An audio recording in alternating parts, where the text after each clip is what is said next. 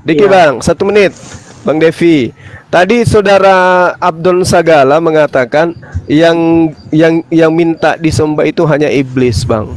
Itu dengan kata lain, satu, dia mengajarkan bahwa Yesus mengajarkan pengikutnya menyembah iblis karena dia mengajarkan menyembah kepada Tuhan. Kedua, di dalam kitabnya orang Yahudi, Yesaya 66 nomor 23, dikatakan bahwa bulan berganti bulan, sabat berganti sabat, maka seluruh umat manusia akan datang untuk sujud menyembahku, menyembah di hadapanku. Apakah Tuhannya Bani Israel ini iblis?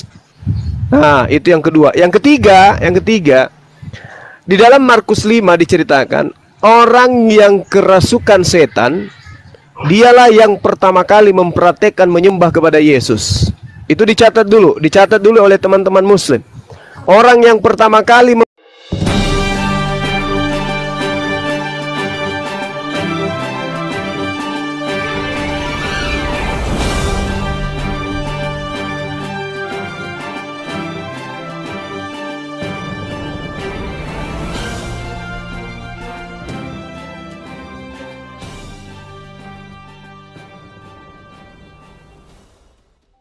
mempraktekkan sujud menyembah kepada Yesus adalah orang yang kerasukan setan.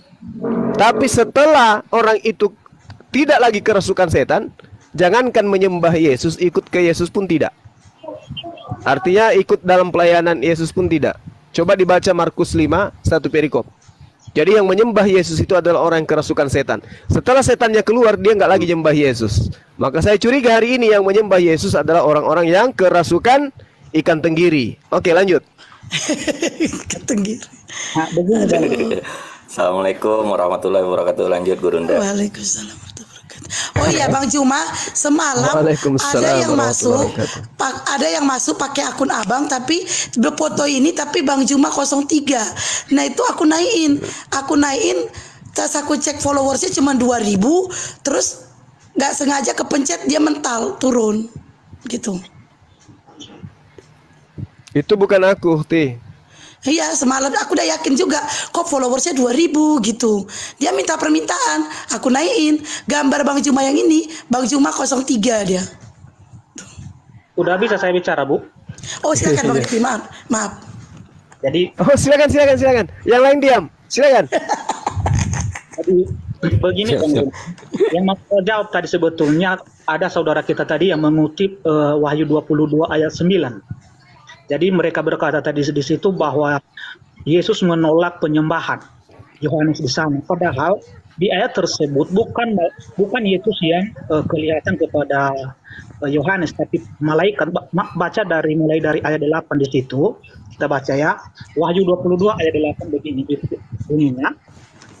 Dan aku Yohanes, akulah yang telah mendengar dan melihat semuanya itu. Dan setelah aku mendengar dan melihatnya, aku tersungkur di depan kaki malaikat yang telah menunjukkan semuanya itu kepadaku untuk menyembahnya. Ayat 9, tetapi ia berkata kepadaku, jangan berbuat demikian, aku adalah hamba, sama seperti engkau dan saudara-saudaramu, para nabi dan semua mereka yang menuruti segala perkataan kitab ini, sembahlah Allah. Artinya, saudara-saudara kita yang mengutip ayat itu tersebut, udah salah. Karena kenapa? Karena hanya ayat 9 yang dikutip, dan inilah kesalahan saudara-saudara kita muslim yang sering mengutip ayat Alkitab. Karena kenapa? Hanya sepotong-sepotong, tapi tidak semua dibacakan satu pasal itu atau ayat tersebut. Dan inilah kesalahan betul ini. Ya, jadi tidak, kami sebagai Kristen tidak boleh ya. Jadi Oke. Ya. Saya pun mengakui itu hilaf. Betul, itu salah. Itu malaikat itu, bukan Yesus. Betul itu, betul. Saya katakan saudara saya itu tadi khilaf mengutip.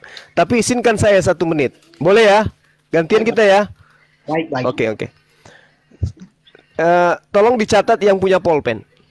Wahyu 22 nomor 9 yang Anda sebutkan, Wahyu 19 nomor 10, Wahyu 14 nomor 7. Perintahnya sembahlah Allah saja. Yohanes 4:23 nomor 24, menyembah Allah adalah penyembah yang benar. Wahyu 19 nomor 4, menyembah hanya kepada Allah. 1 Korintus 14 nomor 25, sujud menyembah hanya kepada Allah. 2 Raja-Raja 17 nomor 36, hanya kepada Allah kamu harus sujud menyembah. 2 Raja-Raja 17:36 juga yang mengatakan bahwasanya sembahlah aku di sini adalah Allah. Matius 4 nomor 10, sembah Allah saja Tuhanmu dan hanya kepada Dia saja kamu harus beribadah. Matius 4 nomor 10 sama, hendaklah engkau menyembah dan hanya kepada Tuhanmu saja engkau mengabdi. Baik dari terjemahan lama maupun terjemahan baru. Data-data yang saya sajikan ini tidak ada satupun perintah di dalam kitab saudara untuk menyembah kepada Yesus seperti yang dipraktekkan oleh orang-orang Kristen hari ini. Jadi penyembahan terhadap Yesus itu dari mana asal usulnya? Itu yang harus Anda pahami. Kalau saudara saya tadi keliru memahami di dalam Wahyu 22 nomor 9, saya luruskan. Beliau salah mengutip. Yang ada adalah Wahyu 19 nomor 10. Itu kehilapan beliau, tapi maklum dia lagi puasa. Saya luruskan. Maka semua data-data yang saya tunjukkan perintahnya hanya menyembah kepada Allah saja. Silakan. Jadi begini Bang Zuma, ya. Alasan kami sebagai Kristen kenapa kami 100% Ya, silakan. percaya bahwa Yesus itu adalah Tuhan, di mana sesuai yang tercatat dalam firman Tuhan ini ada di Yohanes 1 pasal 1 ayat 1 begini, ya, pada mulanya firman itu bersama-sama dengan Allah dan Allah itu adalah dan firman itu adalah Allah. Jadi gelar Yesus itu adalah ketika dia di wujudnya atau di wujudnya asli atau di dalam roh itu adalah firman. Ya, jadi karena dia telah menjadi manusia, ya, sesuai Yohanes pasal 1 ayat 14. Jadi firman itu telah menjadi manusia. Mari kita baca dari Yohanes pasal 1 ayat 14, ya. Jadi Yohanes pasal 1 ayat 14, ya, begini firman Tuhan di situ, ya. Firman itu telah menjadi manusia dan diam di antara kita, dan kita telah melihat kemuliaannya, yaitu kemuliaan yang diberikan kepadanya sebagai anak tunggal Bapa, penuh kasih karunia dan kebenaran. Nah, itulah satu-satunya yang menjadi kepercayaan kami sebagai umat Kristiani, bahwa Yesus itu adalah Tuhan sendiri. Dan ditambah lagi, ya, dari surat Yohanes pasal ini, ya, pasal 14 mulai dari ayat 1, beginilah kata Tuhan Yesus di situ, janganlah gelisah hatimu, percayalah kepada Allah, percayalah juga kepadaku. Di rumah Bapakku banyak tempat tinggal. Jika tidak demikian, tentu aku mengatakan kepadamu, so aku pergi ke situ untuk menyediakan tempat bagimu. Dan apabila aku telah pergi ke situ dan telah menyediakan tempat bagimu, aku akan datang kembali dan membawa kamu ke tempatku, supaya di tempat di mana aku berada, kamu pun berada. Jadi inilah yang menjadi kepercayaan kami, ya, bahwa Yesus itu adalah satu-satunya Tuhan. Tetapi ketika dia manusia, ya, memang dia 100% manusia. Karena kenapa? Tujuan menjadi manusia itu untuk memberikan contoh dan memberikan pedoman kepada semua orang manusia bagaimana cara menyembah Tuhan Allah itu. Dan untuk tujuannya adalah menjadi penebus dosa atau mendamaikan manusia dengan Allah, karena pada mulanya manusia itu telah jatuh dalam dosa, tetapi dia harus, ya, mengembalikan kemuliaan manusia itu di hadapan Allah. Ya, jadi disitulah ayat-ayat firman Tuhan di sini yang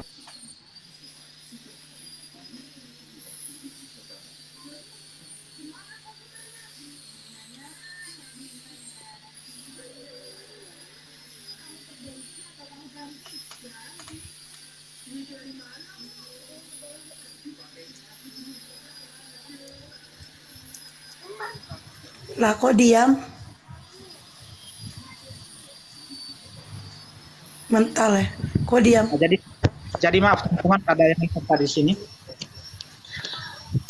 Bisa saya lanjut? Silakan. Nah, jadi ayat-ayat inilah yang membuat kami lebih percaya diri bahwa benar-benar Yesus itu adalah Tuhan. Dan masih banyak ayat-ayat yang lain, ya, yang meneguhkan, yang mengatakan bahwa Yesus itu adalah Tuhan, ya. Jadi seperti itu dulu. Oke, saya dulu ya, sahabat yang lain. Jadi gini, Bu.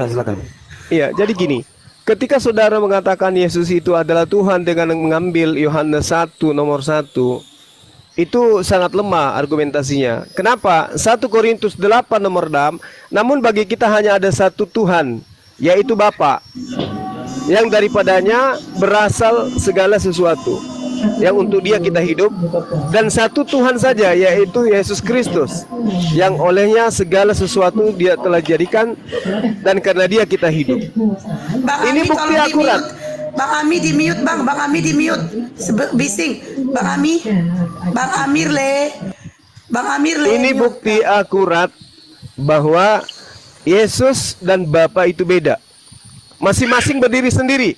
Yang satu berdiri satu-satunya Theos, yang satu berdiri sebagai satu-satunya Kurios. Theos dan Kurios itu berbeda. Itu pertama. Yang kedua, kita lihat di dalam Yohanes 1 nomor 3. Segala sesuatu yang dijadikan oleh dia, segala sesuatu dijadikan oleh dia, dan tanpa dia tidak ada sesuatu pun yang telah jadi dari segala yang telah dijadikan. Orang Kristen salah memahami data ini. Kenapa? Karena dia di sini sama dengan Yesus. Padahal dia di sini adalah sama dengan Firman. Firman itu adalah Allah itu sendiri. Maha berkehendak. Yesus tidak maha berkehendak. Apa pembuktiannya? Bahwa Yesus itu bukan Firman. Baca di dalam Markus 11 nomor 13. Dan dari jauh Yesus melihat pohon ara yang sudah berdaun. Yesus mendekatinya untuk melihat kalau pohon ara itu, kalau Yesus mendapatkan apa yang ada pada pohon ara tersebut. Tetapi Yesus tiba di sana. Yesus tidak mendapatkan apa-apa selain daun-daun saja. Sebab memang pada saat itu bukan musim buah ara. Itu bukti Yesus bukan Firman. Jadi kalau Anda memaksakan Yesus itu adalah Tuhan itu sendiri dengan data 1 Yohanes 1 nomor 1, Anda akan ketabok dengan pernyataan Markus 1, 11 nomor 13. Yesus ternyata tidak maha berkehendak dan tidak maha tahu. Berarti dia bukan Firman. Sedangkan sifat Firman itu Anda boleh lihat di dalam Yesaya 55 nomor 11. Apabila Tuhan berkehendak, apa yang keluar dari mulutnya itu yang jadi. Begitu juga di dalam Mazmur 33 nomor 9. Dia berfirman, maka semuanya ada. Dia berkata, maka semuanya ada. Itu jelas. Sementara Yesus, dia tidak tahu pohon buah ara, musim buah ara. Bahkan saking tidak tahunya dan saking laparnya, saking marahnya, pohon ara pun dikutuk. Ini bukti akurat bahwa Yesus itu bukan Tuhan. Sedangkan yang dikatakan Tuhan di dalam Mazmur 33 nomor 9, kun fayakun, sebagaimana yang ada dalam Al-Quran. Innama amruhu idza arada syai'an ayakula lahu kun fayakun. Ketika Tuhan maha berkehendak, menghendaki sesuatu, maka cukup dia berkata, berbuah, maka berbuahlah. Ini bukti bahwa Yesus itu bukan Firman. Jadi Anda keliru ketika Anda menuhankan Yesus berdasarkan Yohanes 1 nomor 1. Firman itu adalah Allah. Artinya sifat kalam itu adalah Allah itu sendiri. Tetapi Yesus bukan Firman. Yesus bukan kalam. Yesus adalah hasil dari Firman. Yesus adalah ciptaan yang dihasilkan dari kehendak Tuhan. Demikian, silakan. Jadi begini Bang ya, yang Abang Zuma kutip itu adalah kata-kata Yesus ketika dia sebagai manusia ya. Jadi kita akui bahwa ketika Yesus jadi manusia ya, dia memang mengakui, artinya mereka itu sudah terpisah dari Allah Roh itu sendiri. Ya karena kenapa? Karena dia sebagai manusia. Tetapi ya jangan lupa Bang Zuma ada di Wahyu pasal 1 ayat 8 yang berbunyi di sana ya. Wahyu 1 pasal dari pasal 1 mulai dari ayat berapa kita baca ya? Mulai dari ayat 6 ya. Begini, jadi yang telah membuat kita menjadi suatu kerajaan, menjadi imam-imam bagi Allah Bapanya, bagi dialah kemuliaan dan kuasa sampai selama-lamanya. Amin. Lihatlah ia datang dengan awan-awan dan setiap mata akan melihat dia. Juga mereka yang telah menikam dia dan semua bangsa di bumi akan meratapi dia. Ya, amin. Aku adalah Alfa dan Omega, firman Tuhan Allah yang ada dan yang sudah ada dan yang akan datang, yang maha kuasa. Jadi yang Abang bilang tadi bahwa Yesus itu bukanlah firman Allah, ini sudah batal oleh firman Tuhan yang ada di Wahyu pasal 1 ayat 8 ini, bahwa Yesus itu adalah Alfa, ada dan yang sudah ada dan yang maha kuasa. Begitu Bang.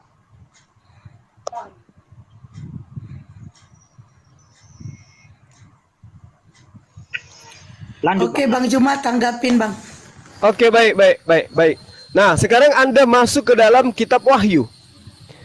Ya, Anda harus tahu bahwa di dalam Wahyu 1 nomor 8, Yesus sedang membacakan firman Tuhan, bukan sedang menyatakan dirinya. Firman Tuhan mana yang Yesus bacakan? Firman Tuhan yang ada di dalam Yesaya 44 nomor 6. Apa yang dikatakan di sana? Beginilah firman Tuhan, Raja penebus Israel, Tuhan semesta alam. Akulah yang terdahulu dan akulah yang terkemudian, Alfa dan Omega. Coba Anda baca, teliti lagi apa yang dikatakan oleh Yesus di dalam pernyataannya kalau itu adalah pernyataan beliau. Aku adalah Alfa dan Omega, firman Tuhan Allah. Oke? Jadi firman Tuhan Allah itu adalah aku adalah Alfa dan Omega. Wah, itu asumsi Bang Suma? Tidak. Apa buktinya saya tidak asumsi? Baca nomor satunya. Apa yang dikatakan? Apa yang dikatakan Yohanes 1 nomor 1? Inilah wahyu Yesus Kristus yang dikaruniakan. Dikaruniakan itu diberikan. Yang dikaruniakan alias diberikan Allah kepadanya, supaya ditunjukkannya kepada hamba-hambanya apa yang harus segera terjadi, dan oleh malaikat-malaikatnya yang diutusnya ia menyatakannya kepada hambanya Yohanes. Jadi jelas sekali bahwa Yesus itu dikaruniakan wahyu, dikaruniakan firman. Itu pertama. Yang kedua, pembuktian yang kedua, di dalam Yohanes 12:49, aku tidak berkata-kata dari diriku sendiri. Apa yang aku katakan adalah apa yang diperintahkan oleh Tuhan untuk aku katakan dan aku sampaikan. Berarti aku adalah Alfa dan Omega. Itu bukan perkataan Yesus, itu pernyataan Tuhan yang yang Tuhan karuniakan kepada Yesus agar Yesus menyampaikan itu kepada hamba-hamba Tuhan. Makanya dikatakan firman Tuhan Allah yang ada, yang sudah ada, dan yang akan datang, yang maha kuasa. Siapa yang maha kuasa? Dia yang duduk di samping kiri Yesus. Makanya dikatakan anak manusia duduk di samping kanan yang maha kuasa. Yang maha kuasa itu bukan Yesus. Aku tidak dapat berbuat apa-apa dari diriku sendiri. Yohanes 5 nomor 30. Yang maha kuasa siapa? Tuhan yang mengutus Yesus. Jadi Wahyu 1 nomor 8 itu bukan untuk Yesus. Itu untuk yang tertulis di dalam kitabnya orang Yahudi. Yesaya 44 nomor 6. Akulah yang terdahulu dan akulah yang terkemudian. Tidak ada Tuhan selain daripada aku. La ilaha illa ana. Sesuai dengan Al-Quranul Karim surat Taha ayat 14. Jadi saudaraku, mau lari kemanapun Anda tidak akan bisa lolos menjajakan, mempromosikan Yesus sebagai Tuhan. Karena dia hanya sebagai utusan Tuhan yang menyampaikan firman kepada Bani Israel, yang kemudian disalahartikan oleh orang Farisi, dan diajarkan kemudian ajaran orang Farisi ini kepada Romawi dan Yunani, hingga sampai ke negara kita ini. Demikian, silakan. Jadi begini Bang Zuma ya. Menyerahlah, Anda sudah terkepung. Nah, Assalamualaikum warahmatullahi wabarakatuh. Waalaikumsalam warahmatullahi wabarakatuh. sebentar dulu Pak ya. Yang sering Bang Zuma kutip ya itu adalah mengenai kata-kata Yesus ketika dia sebagai manusia ya. Sebagai ya, ketika dia sebagai Tuhan, Abang itu buang semuanya ya. Jadi jelas-jelas ya bahwa Yesus itu ketika dia jadi manusia, memang dia berkata-kata seperti manusia itu sendiri. Artinya dia sangat memberikan contoh kepada umat manusia bagaimana memuliakan Allah, menyembah kepada Allah itu sendiri. Walaupun dia itu adalah Allah sendiri, tapi karena dia telah menjadi sama dengan manusia, mengambil rupa seorang hamba itu, makanya dia selalu berkata seperti yang Abang Zuma kutip tadi. Jadi cobalah kita baca di Filipi pasal 2 ayat mulai dari ayat 5 di sini. Ya, beginilah firman Tuhan.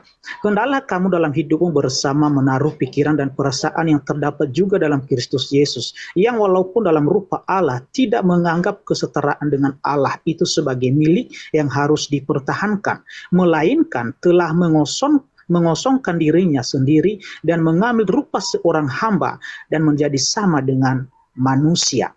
Dan dalam keadaannya sebagai manusia, ia telah merendahkan dirinya dan taat sampai mati, bahkan sampai mati di kayu salib. Jadi ini jelas-jelas ayat-ayat ini Bang menunjukkan bahwa memang ada itu. Artinya kata-kata Yesus itu harus kita pahami betul, di mana dia berkata sebagai Tuhan dan dia berkata sebagai manusia itu sendiri. Jadi jangan salah paham untuk kata-kata Yesus. Makanya kita sebagai orang Kristen tidak sembarangan untuk menafsir setiap ayat-ayat itu. Kalau kita tidak dipenuhi dipakai dengan Roh Kudus, maka kita tidak boleh menafsirkannya. Jadi hanya orang-orang pilihan Yesus Kristus sendiri yang bisa menafsirkan ayat-ayat itu sendiri, supaya karena kenapa? Itu yang memberi pengertian. Selain yang percaya dalam nama Yesus tidak akan dikaruniakan Roh Kudus itu. Begitu, Bang. Oke, mohon izin ya teman-teman, sekali lagi saya. Jadi gini, saudaraku, yang berhak mentafsirkan tentang Tuhan itu adalah Yesus. Bukan Anda, bukan penulis kitab Anda, bukan bapak-bapak gereja, juga bukan saya. Tetapi Yesus. Makanya dari tadi saya membaca dalil. Di mana Yesus mengatakan bahwa dia yang mentafsirkan tentang Tuhannya. Baca Yohanes 1 nomor 18. Tidak ada Tuhan, orang yang pernah melihat Bapa. Tidak ada manusia yang pernah melihat Tuhan. Tidak ada nabi yang pernah melihat Pencipta. Tetapi anaknya yang tunggal, yaitu Yesus Kristus, dialah yang menceritakan. Bukan menyatakan, tapi dialah yang mentafsirkan. Dialah yang menceritakan. Dialah yang menjelaskan. Bahasa Yunaninya adalah exegomai. Exegomai atau exegesis. Dia yang mentafsirkan tentang Tuhan itu. Apa tafsiran-tafsiran Yesus tentang Tuhan? Tuhan tidak bisa dilihat. Tuhan tidak bisa didengarkan. Rupanya tidak bisa dilihat. Lalu apalagi? Tuhan lebih besar daripada Yesus. Dia yang mengutus Yesus. Bapaknya ada di surga, bukan di bumi. Coba. Itu tafsiran Yesus tentang Tuhan. Itu yang pertama. Kemudian, kita masuk ke dalam teks Maleakhi 3, nomor 6. Bahwasanya aku Tuhan tidak berubah. Dan kamu Yakub tidak akan lenyap. Ini firman Tuhan. Menurut konsep orang Yahudi, Tuhannya mereka tidak pernah berubah. Sedangkan Yohanes 1 nomor 3, firman itu telah berubah menjadi daging. Firman yang Anda maksud tadi adalah Allah, itu salah. Pernyataan Tuhan yang kalam ketika dia mengatakan, jadilah hamil wahai Maria, jadi hamil. Maka dalilnya di dalam kitab saudara, Yohanes 1 nomor 3, firman itu, kehendak itu, daya cipta itu menghendaki agar Maria hamil. Maka firman yang diantar oleh Roh Kudus atau Gabriel pada bulan ke-6 ke Maria betul-betul terjadi menjadi daging. Yesus dilahirkan, Yesus diciptakan. Itu yang perlu dipahami. Nah, Tuhan tidak pernah berubah. Di dalam Yesaya 43 nomor 10, engkaulah saksi-saksiku, tidak ada Tuhan yang dibentuk sebelum aku, dan tidak ada Tuhan yang dibentuk setelahku. Yesus ternyata dibentuk pada abad pertama, dibentuk menjadi daging, lalu kemudian menjadi manusia. Apakah seperti itu yang disifati oleh Tuhan? Tidak. Maka bagaimanapun cara Anda memaksakan anak Maria menjadi Tuhan, itu tidak bisa. Kecuali hanya doktrin dan dogma. Tapi orang yang berpikir tidak mau kemudian memperbodoh diri dengan menuhankan manusia yang adalah ciptaan Tuhan, yang nyata-nyata ketika ia datang mengajarkan kepada pengikutnya Bani Israel menyembah hanya kepada satu Tuhan. Ingat, saya tidak menambahi dan tidak mengurangi. Perkataan Yesus dalam Yohanes 17 nomor 3. Hidup kekal itu adalah mereka mengenal engkau, satu-satunya Tuhan yang benar. Oke? Dan di situ tidak titik. Dan mengenal Yesus yang engkau utus. Ada satu Tuhan yang benar, ada satu yang diutus. Yang Tuhan yang benar itu adalah yang tidak terbentuk, yang diutus itu adalah yang dibentuk. Jadi kalau mau hidup kekal, maka katakan la ilaha illallah, Yesus Rasul. Yang kekal itu adalah mereka mengenal engkau, satu-satunya Tuhan yang benar, dan mengenal Yesus yang engkau utus, Yesus Rasulullah. Demikian, silakan. Yang lain boleh masuk, silakan. Jadi begini, Bang, ya. Sebentar aja, 2 menit aja nih ya. Jadi abang itu sudah salah menafsirkan ayat dari Yohanes pasal 1 ayat 1 itu sebetulnya. Jadi baca baik-baik itu, Bang, ya. Ini bunyinya ya, pada mulanya adalah firman. Ya, firman itu bersama-sama dengan Allah, dan firman itu adalah Allah. Ia pada mulanya bersama-sama dengan Allah.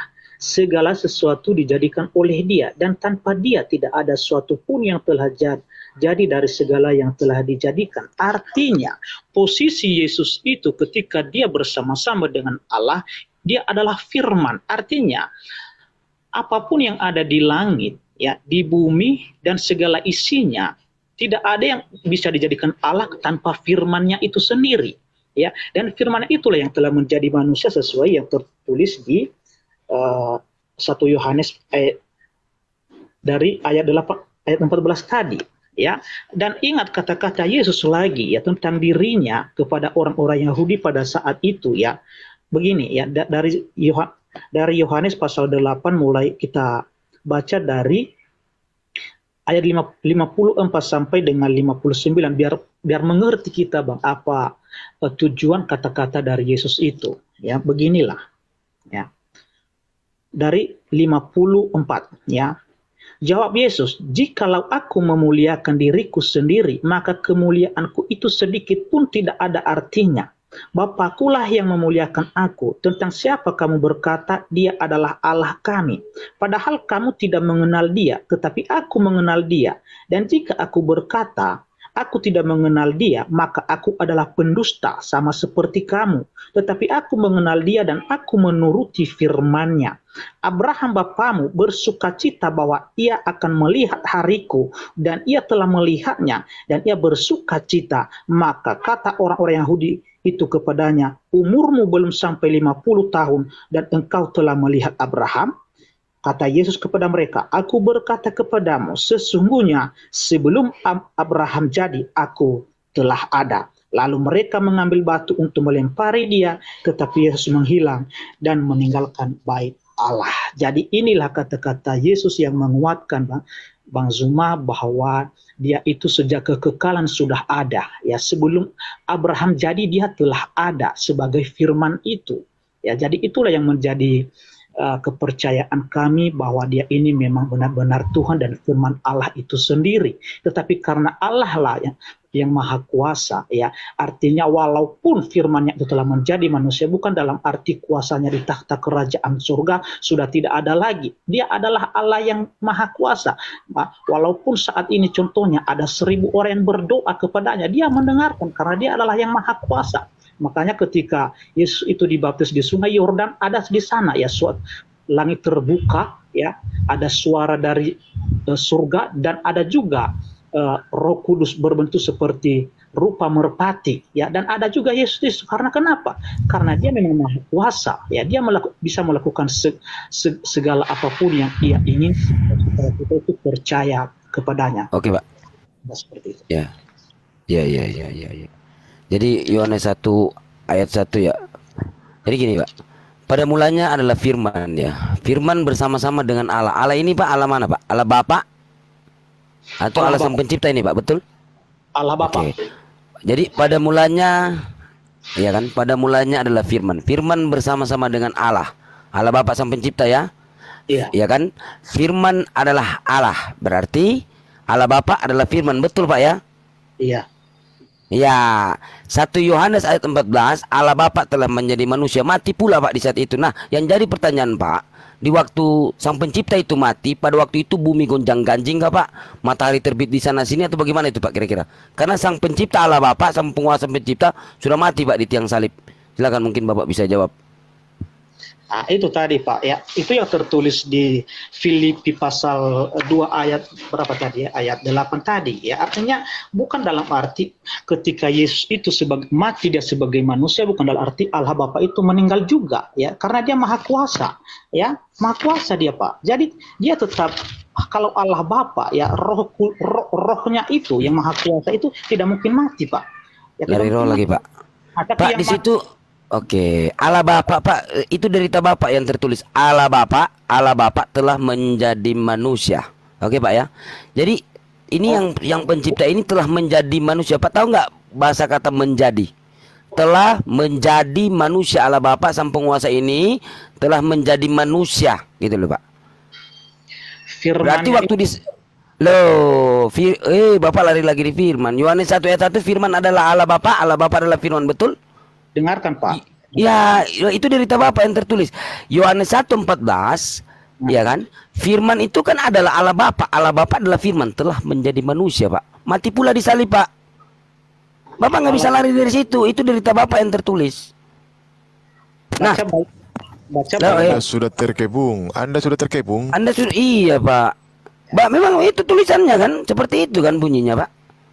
Itu Kalau- kami nggak pelintir. Ya, Itu memang kalau- itu bunyinya kan. Allah Bapa firman adalah Allah Bapa adalah firman. Kan gitu. Nah, kalau katanya ya gimana? sebagai roh itu Pak yang maha kuasa itu Ah. tidak mati Pak. Oke, udah mental tadi ya, berarti roh. Nah, sekarang gini loh, Pak. Yohanes 4:24, oke, udah mental ya, berarti Bapak udah mati ya. Udah tadi kan di situ. Nah, sekarang roh. Allah itu roh. Kejadian 6 ayat 3 berfirmanlah Tuhan, roh Allah tidak akan tinggal selama-lamanya di dalam diri manusia. Berarti yang ada di dalam roh Yesus ini ada juga di dalam diri Bapak. Betul? Berarti Bapak juga Allah. Bukan Pak, beda. Loh. Roh Allah beda Ah. Pak ya. Roh Ah. Allah itu berkuasa. Roh manusia Pak. itu harus ya ada batasnya Pak, ada batasnya. Tapi kalau roh Allah itu tidak terbatas, makanya dia Pak. berfirman di situ ya. Di Tidak situ mungkin- yang di situ yang tertulis, Pak. Di situ yang tertulis. Iya, Yohanes 4:24, Allah itu roh. maksudnya, Ya kan? ya, Lah. yang Ah. Bapak di kejadian tadi, Yang mana roh Allah? Yang mana?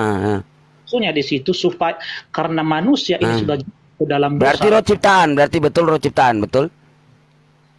Maksudnya Roh ciptaan Tuhan atau Allah itu sendiri? kalau roh yang ada di dalam diri kita sebagai manusia ciptaan Roh Allah. Nggak ada di situ katakan roh ciptaan, Pak. Ah, Rohku, roh Allah tidak akan tinggal selama-lamanya di dalam diri manusia. Jangan pelintir-pelintir itu yang tertulis di Bapak itu. Jangan pelintir-pelintir. Allah itu roh. Di dalam Kejadian 6 ayat 3 berfirmanlah Tuhan, roh Allah tidak akan tinggal di dalam diri manusia. Nggak ada di situ dibilang diciptakan di situ atau apa itu yang tertulis. Nah, kalau berarti silakan. Gimana, Pak? ya.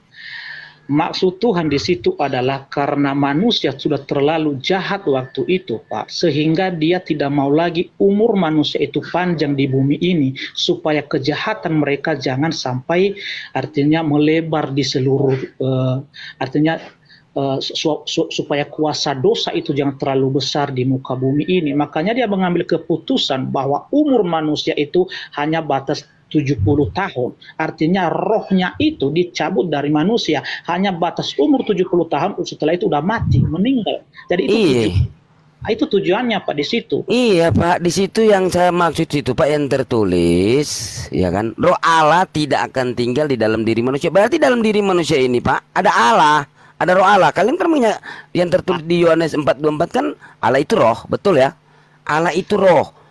Berarti di dalam diri Yesus itu ada roh Allah seperti di dalam diri manusia Bapak ini kan? Berarti ada berarti sama gimana? Itulah Mana? kesalahan. Itu kesalahan Mana coba Bapak tunjukkan di dalam diri Yesus ada roh yang mana? Di dalam diri manusia itu ada roh yang mana? Dengarkan dulu Pak ya. Roh itu banyak Pak, karena setan pun iblis. Oh, berarti Allah itu banyak. Roh juga, tapi roh jahat. Ya. Roh kudus itu beda Pak. Ya.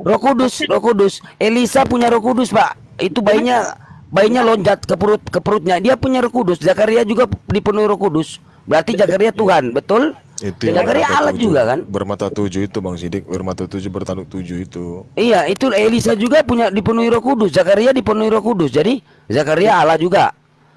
Dengarkan Pak ya. Gimana? Iblis setan itu disebut roh juga Pak.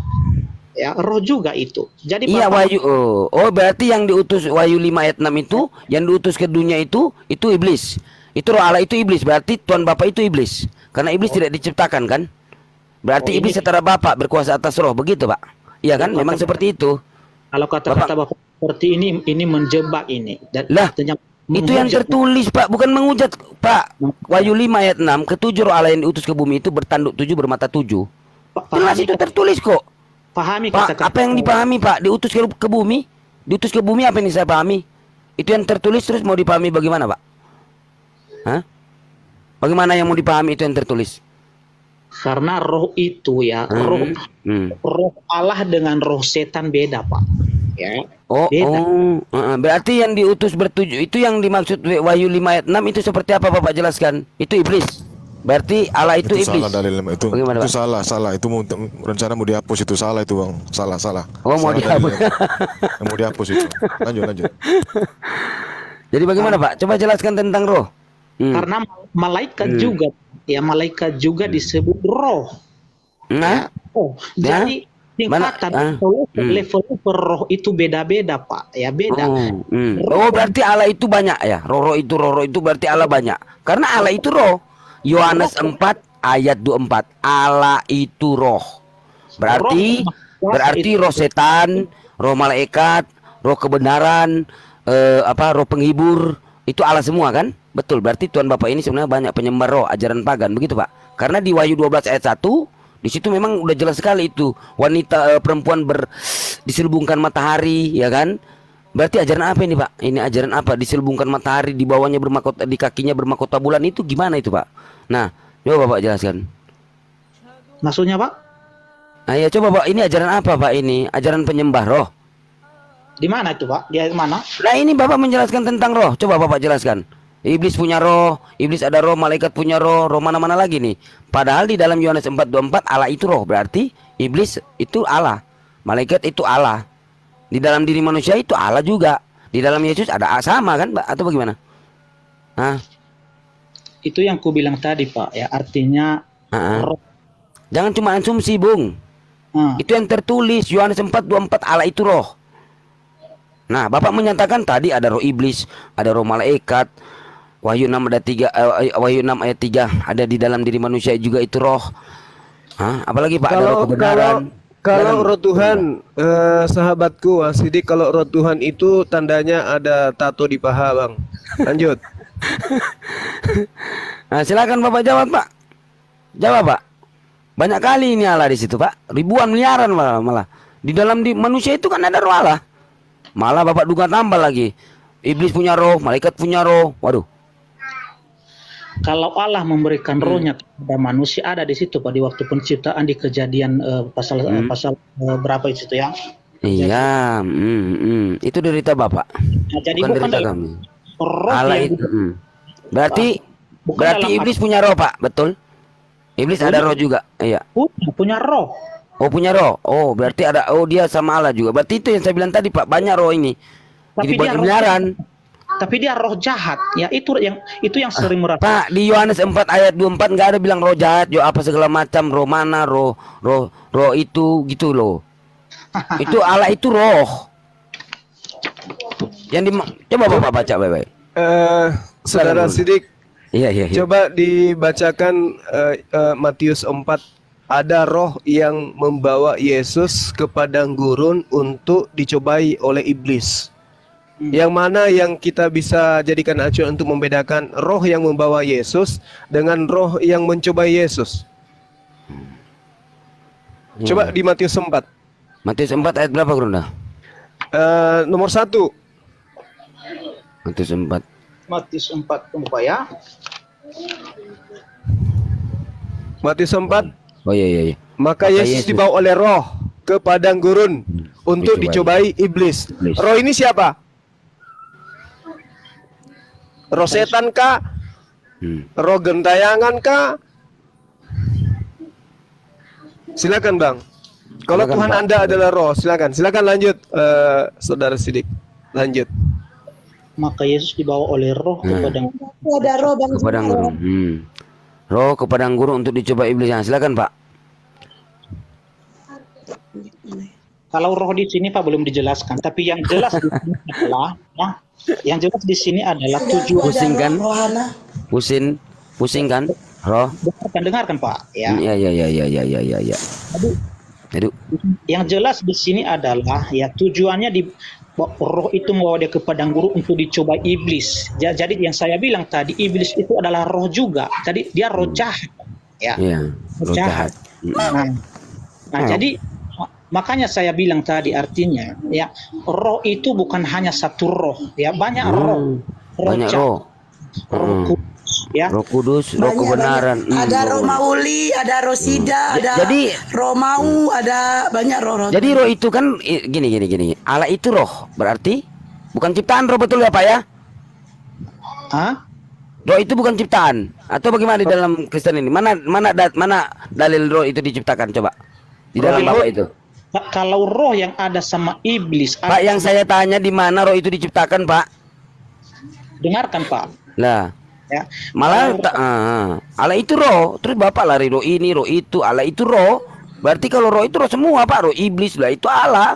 Nah, sekarang coba Bapak minta mana?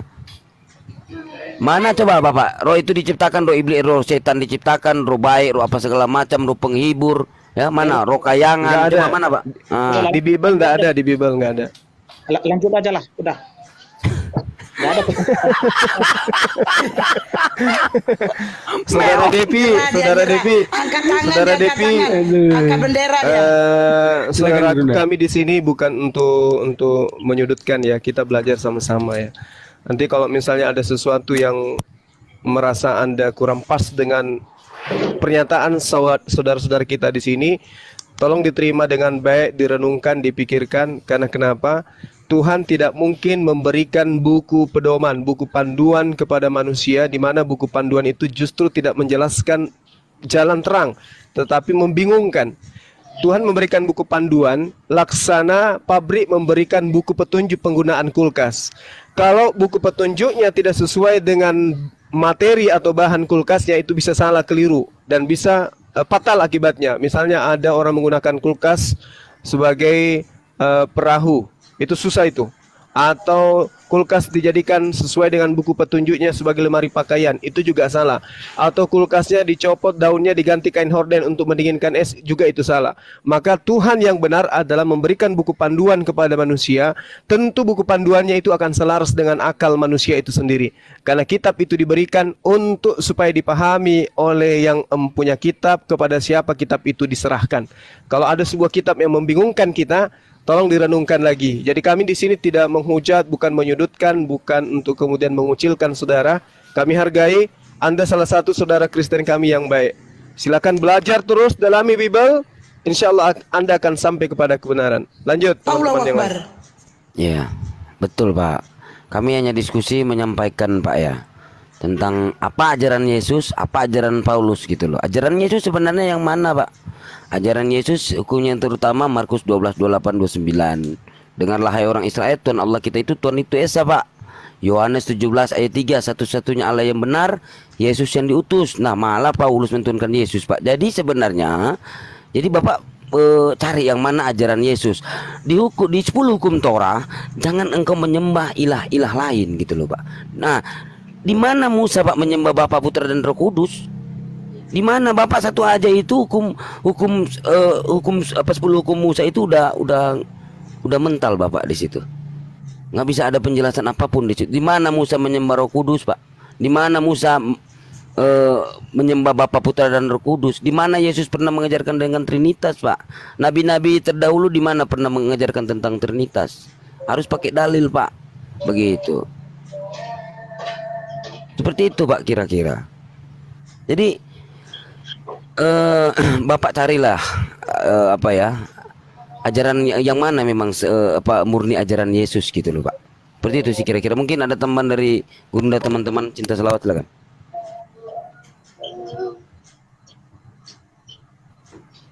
Tanya dulu ini Bang Depinya masih ada nggak? Masih ada. Masih ada. Napasnya nggak kedengeran Son. Ada ya? Ada. Ini si Bang Satria ini nggak ada. Ya memang sih sulit kalau sudah Bang Zuma tidak menjelaskan secara detail. Tapi ternyata teman kita yang Kristen ini hatinya dan pikirannya sudah terbungkus dengan dogma atau doktrin yang menyatakan itu Yesus itu adalah Tuhan itu sendiri atau Allah itu sendiri. Padahal sudah jelas juga dikatakan ada perbedaan dikatakan oleh Paulus, yang mana Allah itu adalah satu-satunya Bapa, dan satu lagi dikatakan Yesus itu adalah Tuhan, kata Yesus, kata Paulus. Nah situ ada perbedaan di situ padahal. Nah kalau kita kaitkan lagi siapa Tuhan menurut Yesus, itu ada di Matius 11:25. Yang Tuhan menurut Yesus di situ adalah Allah Bapa itu sendiri, bukan Yesus. Dia tidak pernah mengakuinya. Tapi ujung-ujungnya kembali kepada, karena dia sebagai manusianya dia tidak mampu melakukan hal itu. Tapi kalau sebagai keilahiannya dia mampu. Nah itu sulitnya Pak. Nah, Itu sampai berbuih, sampai muntah darah pun Bang Zuma tidak akan mampu menyerap ke otak Anda karena otak Anda sudah terbungkus dengan namanya dogma. Maaf kalau saya kasar gitu. Memang seperti itu yang saya dengar dari tadi. Sedikit-sedikit Abang mengatakan itu adalah manusianya. Nanti ada hal lain, oh dia sebagai Tuhan, dia sebagai manusia, itu susah jadinya kita menjelaskan ataupun kita bongkar-bongkar ayat di Bible pun gak ada pengaruhnya gitu Bang. Oke lanjut Bang Satria. Itu Bang Depi kalau masih ada tempelin headsetnya ke telinga Bang Depi. Masih ada Bang Satria. Jadi gini Bang Devi, kalau saya jadi saudara di pemahaman Yahudi ya, Yesus itu adalah dikatakan sebagai manusia yang hasil dari zina. Nah kalau di agama saudara dia adalah manusia yang mati terkutuk.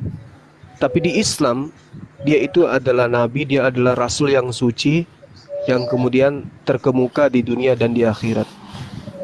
Dan di Islam itu tidak dikatakan muslim yang baik ketika mereka tidak mengimani Nabi Isa atau Yesus yang datang kepada Bani Israel lahir tanpa ayah itu sebagai nabi dan rasul. Tidak sah keimanan kami. Oleh karena itulah kemudian ya saya kalau jadi Anda, jalan satu-satunya agar menjadi kemudian pengikut, maka ada baiknya Anda mengikuti orang-orang yang ada di sini, mendudukkan Yesus itu sebagai nabi dan rasul yang mulia. Itu sih pesan saya dari teman-teman sekalian, termasuk khususnya kepada saudara Devi. Seperti itu. Ya, silakan. Begini Bang Zuma dan teman-teman, saya tidak memaksa ya saudara-saudara kita muslim untuk mempercayai yang menjadi kepercayaan kami, tetapi yang kami sampaikan adalah hanya yang ada tertulis dalam Alkitab ya. Jadi kami tidak mau menambah dan tidak mau mengurangi ya. Jadi kalau memang diterima oke, kalau enggak ada paksaan sama kita ya. Jadi sesuai yang sudah saya sampaikan tadi pakai ayat firman Tuhan itu yang memang kenyataan ya, artinya benar-benar tertulis ya di dalam Alkitab itu, dan sepenuhnya kami mempercayai bahwa Alkitab itu adalah firman Tuhan. Itu aja. Ya, jadi kalau ini Bang, kalau hanya berdasarkan iman, iman itu kan lebih tinggi cakupannya daripada percaya. Ya, percaya itu masih level rendah. Kalau percaya itu levelnya kepada sesuatu yang bisa dimaknai secara indrawi. Misalnya Yesus itu membangkitkan orang mati, dilihat, maka dia adalah Tuhan. Sebuah pulpen kita akui bahwa itu adalah pena pulpen karena kita melihat, itu percaya, itu bukan iman. Tapi ketika kemudian pulpen ini kita anggap sebagai pisang Ambon, itu levelnya iman. Kenapa? Karena mata, panca indera kita melihat yang kita katakan pisang Ambon itu adalah pulpen. Tapi karena kita yakin sepenuh-penuhnya, ya, meskipun orang berjuta bermiliar mengingatkan itu bukan pisang, tetapi kita tetap saja mengatakan itu pisang, maka itu jatuhnya kepada iman. Nah, pertanyaannya sekarang, apakah iman seperti ini sudah benar? Memaksakan pulpen menjadi pisang? Atau hanya karena egois terhadap sesuatu sehingga kita meyakini itu sebuah kebenaran, padahal data-datanya sudah jelas, mengeluarkan tinta dan seterusnya itu adalah pulpen, tapi tetap saja diyakini itu adalah pisang Ambon, maka itu adalah iman yang keliru. Nah, iman yang keliru tempatnya kepada siapa? Kepada neraka. Pasti itu. Makanya dikatakan Yesus dalam Matius 7, "Enyahlah daripadaku, engkau semua adalah pembuat kejahatan." Kenapa mereka dianggap pembuat kejahatan? Karena mereka tidak melakukan kehendak Bapa. Bapa itu sama dengan Tuhan. Jadi ketika Yesus mengatakan Bapakku, itu sama dengan Tuhanku. Bukan sama dengan ayahku atau papiku, bukan. Tapi Tuhanku. Bapa sama dengan Tuhan. Bapakku sama dengan Tuhanku. Jadi makhluk yang bertuhan ketika dituhankan akan membawa kita dalam kondisi sebagai penghuni neraka. Matius 13 nomor 50. Orang yang jahat, yaitu orang yang zalim, tempatnya di neraka. Dan Yesus akan mengusir orang-orang ini. Enyahlah daripadaku, engkau semua adalah pembuat kejahatan. Nah, sementara yang harus kita lakoni sebagai orang-orang yang beragama nih ceritanya, pengikut agama para nabi, ya harus mengikuti kehendak Tuhan, bukan kehendak manusia, kehendak Bapa. Kalau Anda tidak percaya bahwa Bapa sama dengan Tuhan, baca Amsal 3 nomor 11 nomor 12. Bahwa Tuhan itu adalah ibarat Bapa, ibarat ayah yang mendidik anak-anaknya yang dikasihi. Maka perintahnya, tetaplah tekun di dalam didikan Tuhanmu, layaknya seorang anak yang tetap tekun di dalam didikan ayahnya. Jadi Bapa di situ sama dengan Tuhan. Bapakku yang di surga sama dengan Tuhanku yang di surga. Itu maksudnya. Jadi jangan disalamaknai kata Bapak itu. Saya kira begitu teman-teman sekalian. Semoga apa yang kita lakukan hari ini bisa mendapatkan nilai ibadah di sisi Allah Subhanahu wa taala. Lanjutkan, silakan. Amin, amin, amin, amin, amin. Begini Bang Zuma, ya. Bukan tanpa alasan kami mempercayai bahwa Yesus itu adalah Tuhan satu-satunya. Karena kenapa? Di perjanjian lama pun sudah dinubuatkan bagaimana dia ini lahir, bagaimana dia ditangkap dan sampai mati di atas kayu salib, bahkan bangkit dari antara orang mati. Jadi bukan hanya karena dia membangkitkan orang mati, menyembuhkan segala penyakit dan segala macam, tetapi dia benar-benar sudah dinubuatkan. Bahkan ketika dia mati di atas kayu salib itu, ya dia disiksa, sudah dinubuatkan di dalam kitab perjanjian lama. Ya, salah satunya adalah dari kitab Yesaya, ya, Yesaya pasal 53, ya, mulai dari ayat 1 kita bacakan di sana.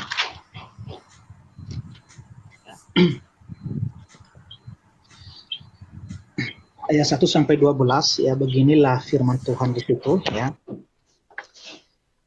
Siapakah yang percaya kepada berita yang kami dengar, dan kepada siapakah tangan kekuasaan Tuhan dinyatakan? Sebagai taruk ia tumbuh di hadapan Tuhan, dan sebagai tunas dari tanah kering, ia tidak tampan dan semaraknya pun tidak ada sehingga kita memandang dia, dan rupa pun tidak sehingga kita menginginkannya.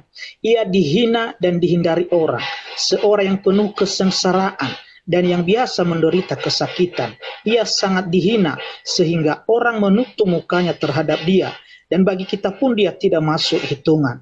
Tetapi sesungguhnya penyakit kita lah yang ditanggungnya, dan kesengsaraan kita yang dipikulnya. Padahal kita mengira dia kena tulah, dipukul dan ditindas Allah. Tetapi dia tertikam oleh karena pemberontakan kita, dan diremukkan oleh karena kejahatan kita. Ganjar yang mendatangkan keselamatan bagi kita ditimpakan kepadanya, dan oleh bilur-bilurnya kita menjadi sembuh. Kita sekalian sesat seperti domba, masing-masing kita mengambil jalannya sendiri, tetapi Tuhan telah menimpakan kepadanya kejahatan kita sekalian. Dia dianiaya, tetapi dia membiarkan dirinya ditindas, dan tidak membuka mulutnya, seperti anak domba yang dibawa ke pembantaian, seperti induk domba yang keluh di depan orang-orang yang menggunting bulunya. Ia tidak membuka mulutnya. Sesudah penahan dan penghukum ia terambil, dan tentang nasibnya siapakah yang memikirkannya? Sungguh ia terputus dari negeri orang-orang hidup, dan karena pemberontakan umatku ia kena tulah. Orang menempatkan kuburnya di antara orang-orang fasik, dan dalam matinya ia ada di antara penjahat-penjahat, sekalipun ia tidak berbuat kekerasan dan tipu tidak ada dalam mulutnya. Tetapi Tuhan berkehendak meremukkan dia dengan kesakitan apabila menyerahkan dirinya sebagai korban penebus salah. Dia akan melihat keturunannya, umurnya akan lanjut, dan kehendak Tuhan akan terlaksana olehnya. Sesudah kesusahan jiwanya, ia akan melihat terang, menjadi puas. Dan hambaku itu sebagai orang yang benar akan memenangkan banyak orang, dan hikmatnya dan kejahatan mereka dipikul. Sebab itu aku akan membagikan kepadanya orang-orang besar sebagai rampasan, dan ia akan memperoleh orang-orang kuat sebagai jerahan, yaitu sebagai ganti karena ia telah menyerahkan nyawanya ke dalam maut, dan karena ia terhitung di antara pemberontak-pemberontak, sekalipun ia menanggung dosa banyak orang dan berdoa untuk memberontak pemberontak. Nah, jadi itulah penjelasan, Pak, ya. Makanya kalau kepercayaan kami sebagai Kristen inilah satu-satunya yang 100% percaya. Coba di ayat 10-nya, Bang. Di ayat 10-nya, Bang, coba Abang di situ bacakan secara pelan-pelan, perlahan, Bang. Ayat 10-nya. Bahwa dia memiliki keturunan. Siapa keturunannya, Bang? Apakah dia menikah? Itu pertanyaan lagi selanjutnya. Silakan, Bang. Nah, jadi gini, Pak, ya. Ini ya saya 52 53 gini ya, Pak, ya. Itu katanya untuk Yesus, Pak, ya. Nah, gini. Iya. Oke, coba Bapak buka di Yesaya 52:14. Seperti banyak orang akan tertegung-tegung melihat dia bagiku buruk rupanya, bukan seperti manusia lagi, dan tampaknya bukan seperti anak manusia lagi. Apakah Yesus apakah Yesus seorang yang buruk rupa, Pak? Atau Tuhan yang buruk rupa? Ya bukan seperti anak manusia lagi, saking buruknya. Nah, gini Pak, jika Kristen berkeras bahwa Yesaya 52:53 adalah nubuat tentang penyaliban Yesus, maka mereka harus menerima penghinaan terhadap Yesus sebagai manusia yang sangat buruk rupa. Bahkan bahkan saking buruk rupa Yesus disebutkan pula bukan seperti manusia lagi, Pak.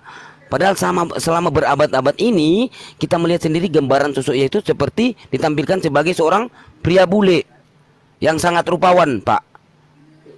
Jadi umat Kristen berapologi gitu loh. Karena buruk rupa Yesus yang dimaksud di sana adalah ketika ia sedang berada di tiang salib, akibat babak belur, dipukul oleh serdadu Romawi, tapi toh apologi itu mentah, Pak. Seburuk-buruknya manusia sekalipun babak belur, ia masih terlihat seperti manusia, Pak. Tetapi Bible menyebutkan bahwa sosok yang dimaksud dalam Yesaya 52 ini sudah bukan seperti manusia lagi, Pak. Jadi apologi ini tidak matching gitu loh, Pak ya. Jika memang klaim itu benar, Pak, mengapa penggambaran Yesus di tiang salib?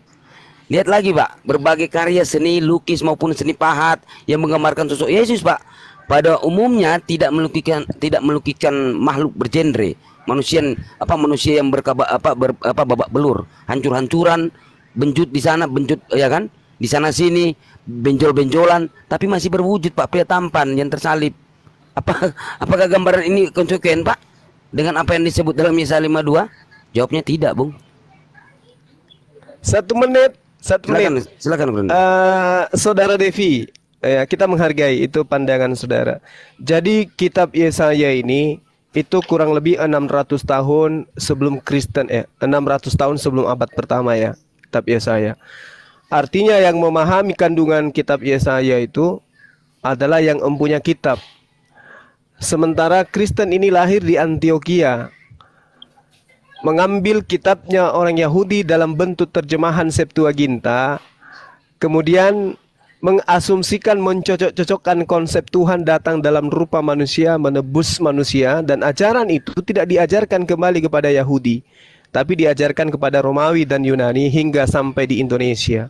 Nah, sekarang permasalahannya adalah kalau Yesaya 53, 52 ya lengkapnya dengan 52, 53 itu untuk Yesus, maka orang Yahudi yang lahir hidup bersama dengan Yesuslah yang pertama kali menerima Yesaya 53 itu sebagai Yesus.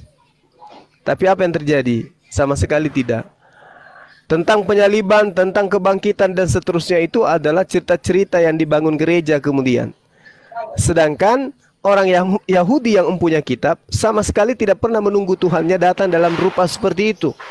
Karena Tuhan mereka diajarkan laisa kamitslihi syai', tidak serupa dengan makhluk. Itu yang pertama. Terakhir dari saya, di dalam cerita yang ada dalam Markus 15 nomor 34, Yesaya 53, Anda membacakan bahwa Yesus itu tidak teriak. Yesus diam ketika teraniaya. Tapi faktanya di Markus 15 nomor 34, Tuhanku, Tuhanku, Eli, Eli, lama sabachthani. Tuhanku, Tuhanku, mengapa engkau meninggalkan aku? Ini sebagai Tuhan tidak layak Yesus lakoni. Kenapa? Karena Stefanus di dalam kitab saudara diceritakan, ya, Stefanus teriak dengan suara yang nyaring. Apa kata Stefanus? Tuhan, jangan kau tanggungkan dosa ini kepada mereka. Artinya Stefanus lebih elegan teriakannya ketika dia dibunuh. Tuhan, jangan engkau tanggungkan dosa ini kepada mereka, karena mereka tidak tahu apa yang mereka lakukan. Itu perkataan Stefanus. Sedangkan Yesus yang adalah Tuhan, Eli, Eli, lama sabachthani, mengapa engkau meninggalkan aku, wahai Tuhan? Tidak layak. Baginda Rasulullah Muhammad SAW ketika mau meninggal, apa yang diteriakkan oleh beliau dalam hati, dalam kalbunya, dalam pikirannya, dalam doanya? Ummati, ummati, ummati. Umatku, umatku, umatku ya Allah, umatku ya Allah, selamatkan umatku. Stefanus dan juga Nabi Muhammad SAW sama-sama menyuarakan tentang umatnya, tentang orang agar diselamatkan, agar diampuni. Tapi Yesus justru peduli dengan dirinya. Eli, Eli, lama sabaqtani. Tuhanku, Tuhanku, mengapa engkau meninggalkan aku? Kenapa demikian? Karena penulis kitab saudara mencoba mengambil dan mencocokkan apa yang terjadi di dalam kitabnya orang Yahudi, yaitu Mazmur 22. Padahal itu bukan untuk Yesus. Saya rasa begitu teman-teman sekalian. Saya pamit lebih dulu. Terima kasih atas tempat yang diberikan, ruang yang diberikan kepada saya, atas kata-kata yang kurang berkenan dan kata-kata yang baik. Semua itu datang dari Allah, yang tidak baik dari saya mohon maaf dan terima kasih. Saya akhiri, subhanakallahumma bihamdi, asyhadu an la ilaha illa anta, astaghfiruka wa atubu ilaik. Salam tauhid, salam satu Tuhan. Jayalah Islamku, jayalah Indonesiaku. Assalamualaikum warahmatullahi wabarakatuh. Waalaikumsalam.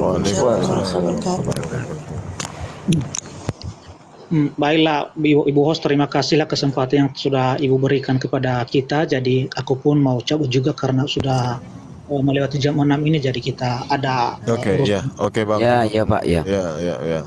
Mohon maaf kalau ada salah-salah kata dari kami, Bang. Iya Pak ya. Tapi ya saran hanya kami, diskusi gitu kan, tidak ya memaksakan, tapi silakan dibaca-baca lagi, Bang. Amin. Oke Pak Devi. Loh, Gurunda udah keluar? Aduh. Iya. Ya udah nggak apa-apa deh.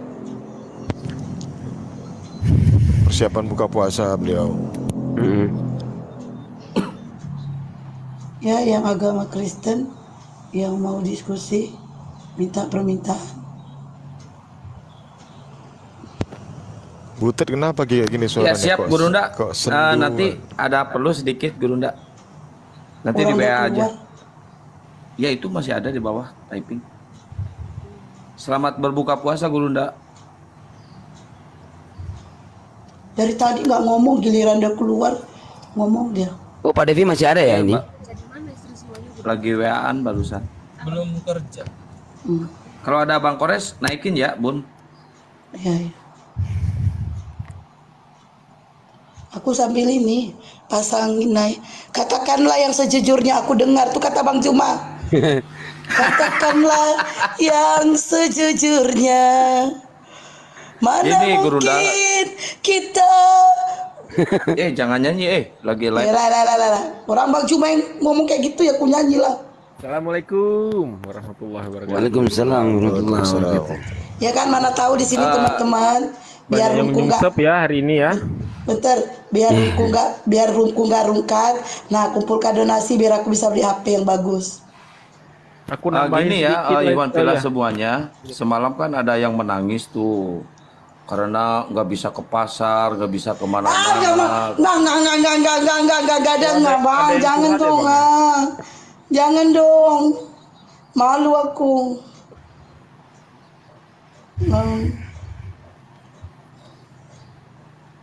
Malu aku bang.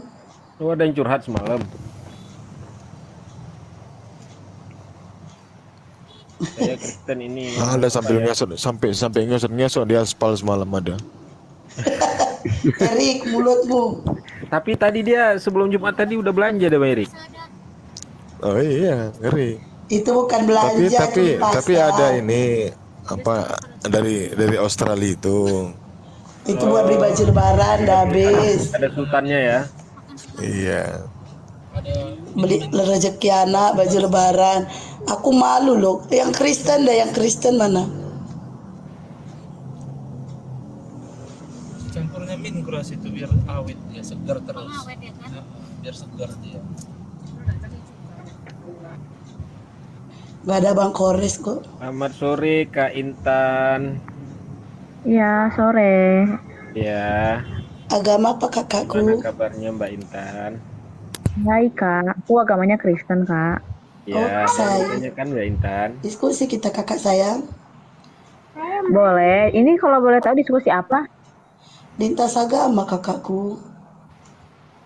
Oh gitu. Jadi tadi debat tentang agama ya? Iya kakak. Bukan Diskusi debat, deh. Kak, diskusi. Gitu, diskusi. Terus kita mau diskusi apa kak? Pasangan hidup. Janganlah kak.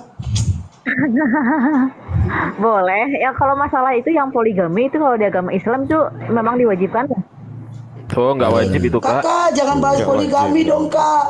Nikah pun belum kak. Nggak apa-apa. Ya silakan teman-teman jelaskan. Tolong host agak Iya. kupingnya agak disumpal Ambil dulu. habisin lagu Erik.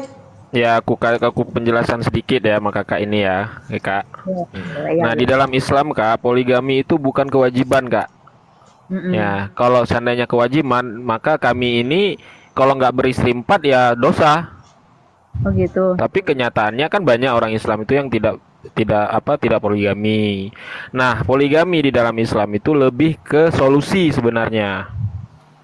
Bukan keharusan, tapi lebih ke solusi. Karena Tuhan itu tahu apa permasalahan-permasalahan yang akan dihadapi oleh umat-umatnya, kan begitu Kak. Contoh saya kasih contoh. Nah, seandainya saya ini baru menikah, umur pernikahan saya masih 1 tahun, kemudian saya masih berumur muda, katakanlah 25 tahun. Nah, dalam perjalanan pernikahan itu tiba-tiba istri saya sakit, tidak bisa melayani, tidak bisa hamil lagi, kan gitu. Nah, solusi apa yang bisa diberikan dari Islam? Kalau seandainya tidak boleh berpoligami, kemudian apa yang bisa dilakukan? Apakah mungkin kita hidup selamanya tanpa, maksudnya kebutuhan biologis itu pastilah, namanya kita manusia, kan begitu Kak? Nah, daripada menghindari hal-hal seperti zina atau apa untuk melampiaskan itu, maka Islam memberikan solusi. Apa solusi yang diberikan di dalam Islam? Nah, diperbolehkannya lah poligami, begitu Kak. Begitu Pak.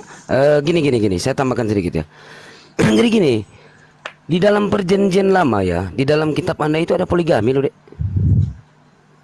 Sebenarnya kalian ini maksudnya apa ya? Kristen ini membaca kitab atau Ya, mendengar kabur, Bapak? Kabur. Mana dia?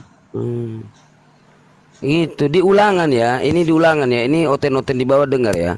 Ulangan ulangan 21:15. Apabila seorang apabila seorang mempunyai 2 orang istri, yang seorang dicintai dan yang lain tidak dicintainya, dan mereka melahirkan anak-anak laki-laki baginya, baik istri yang dicintai maupun istri yang tidak dicintai, dan anak sulung adalah dari istri yang dicintai. Jadi ini ini untuk kalian. Nah, Kejadian 4 ayat 19 itu poligami juga. Lamek mengambil 2 orang istri, Dek. Jadi oten-oten di bawah ini sebenarnya apa? Mereka ini ajaran Yesus atau ajaran Paulus gitu loh. Itu sih. Kejadian 4:19 gini ya.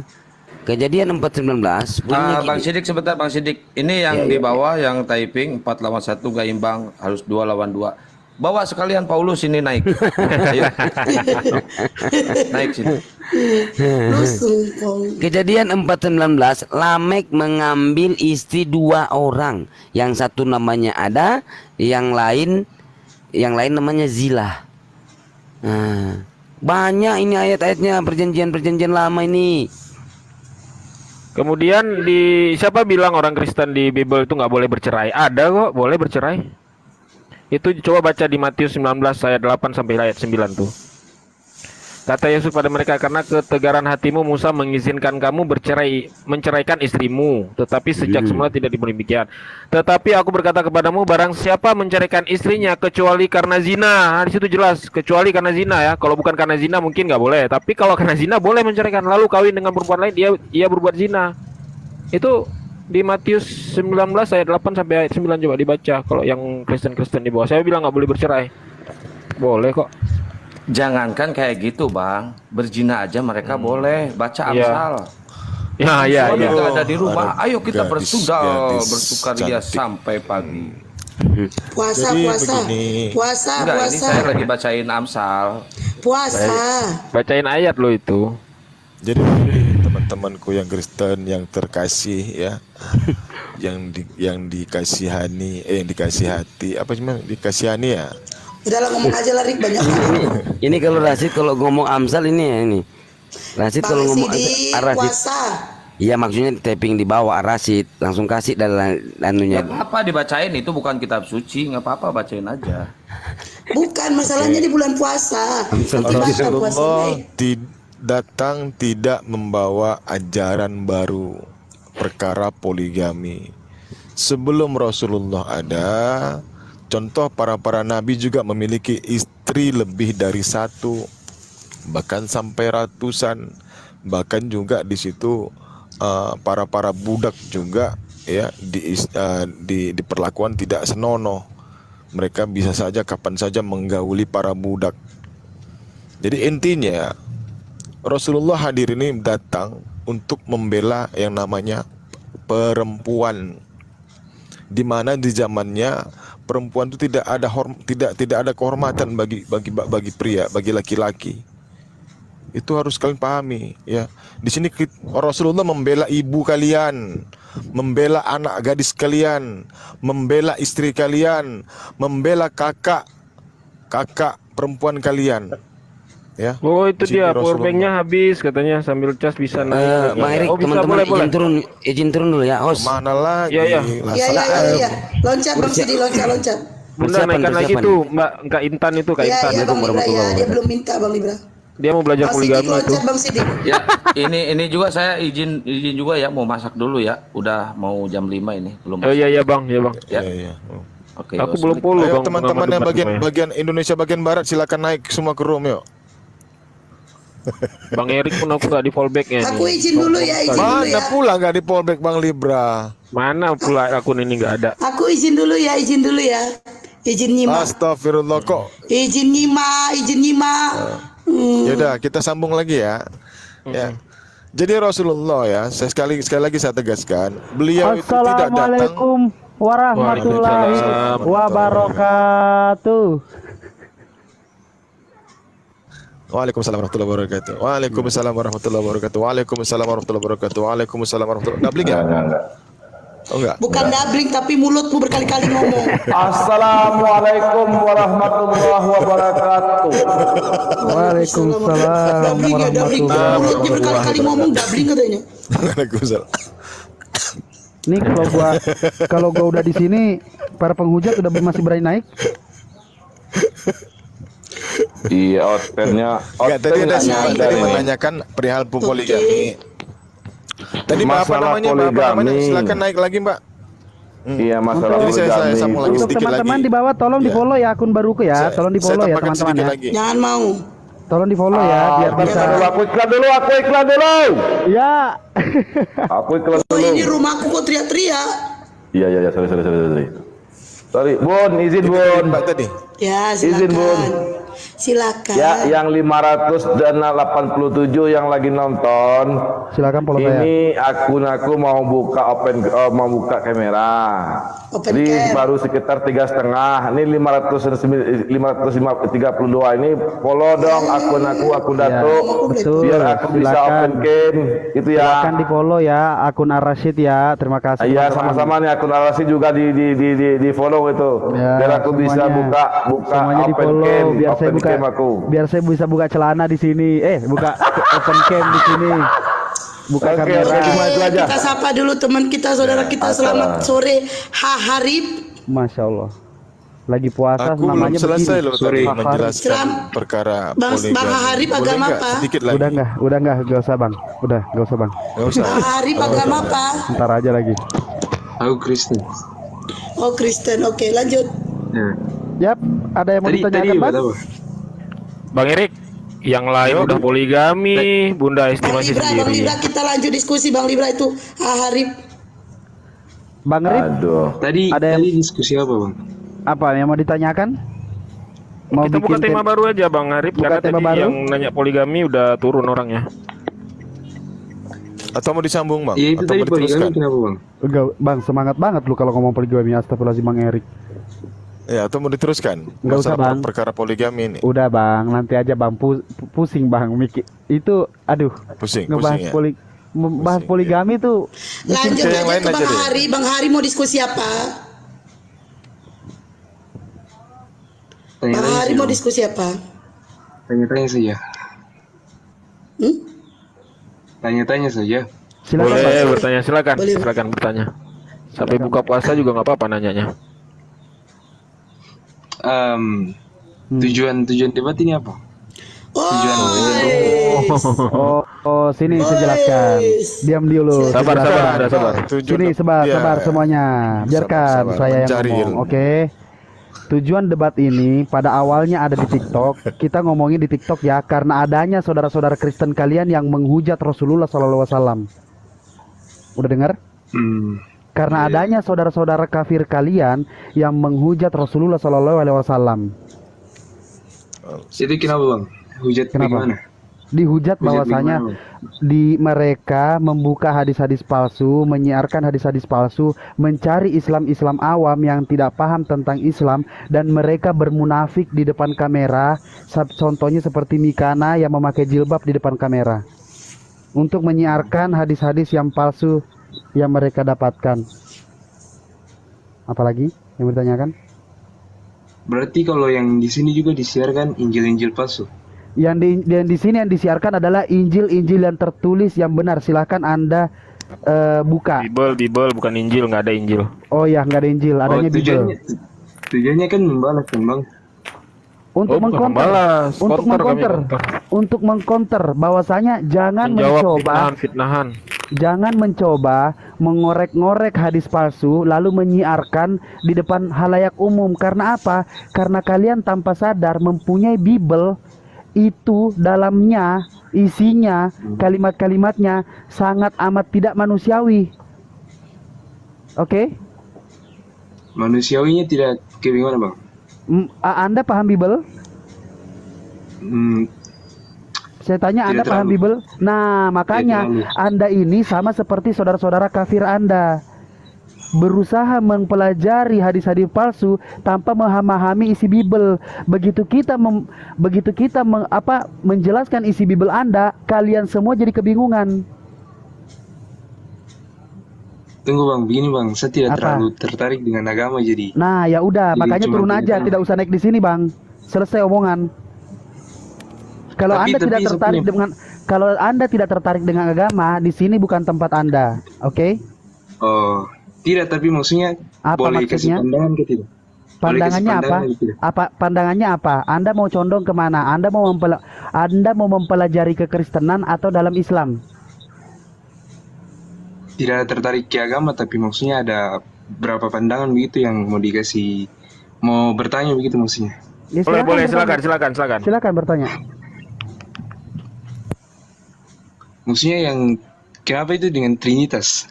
Nah, kenapa dengan Trinitas? Anda ini Kristen atau tadinya Kristen atau udah ateis? Agnostik? Apa? Tetap Kristen, tapi maksudnya tidak terlalu bagaimana begini dengan agama. Bagaimana bisa Anda mengatakan Trinitas tiga Bang Ibes dia mau belajar itu. Iya, dia mau belajar Trinitas. Makanya saya mau jelaskan, dalam pandangan Anda tentang Trinitas itu masuk akal apa tidak? Masuk akal. Masuk akal. Coba Anda jelaskan masuk akalnya. Saya kasih arahan, kita mulai di Yohanes 1 ayat 1. Mau? Dari kalian saja dulu, Bang. Ya udah, mari kita ambil dari Yohanes 1 ayat 1. Kalau Anda mau membicarakan tentang Trinitas. Pada mulanya adalah firman. Firman bersama-sama dengan Allah, dan Allah itu sendiri adalah firman itu. Iya kan? Bunda naikkan Ustadz Sugi, Bunda, nih aku turun, Bunda, ada Ustadz Sugi di bawah. Iya, ya. Ada, ya nih aku turun ya semua. Assalamualaikum warahmatullahi wabarakatuh. Minta permintaan Ustadz. Minta permintaan. Aku lagi lemas, bukan karena puasa, tapi banyak pikiran.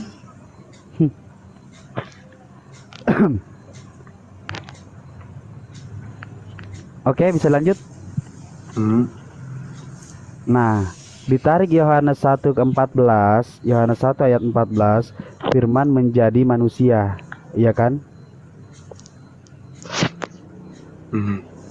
Ketika saya tanya seperti ini, ketika firman menjadi manusia, apakah Yesus ini Tuhan?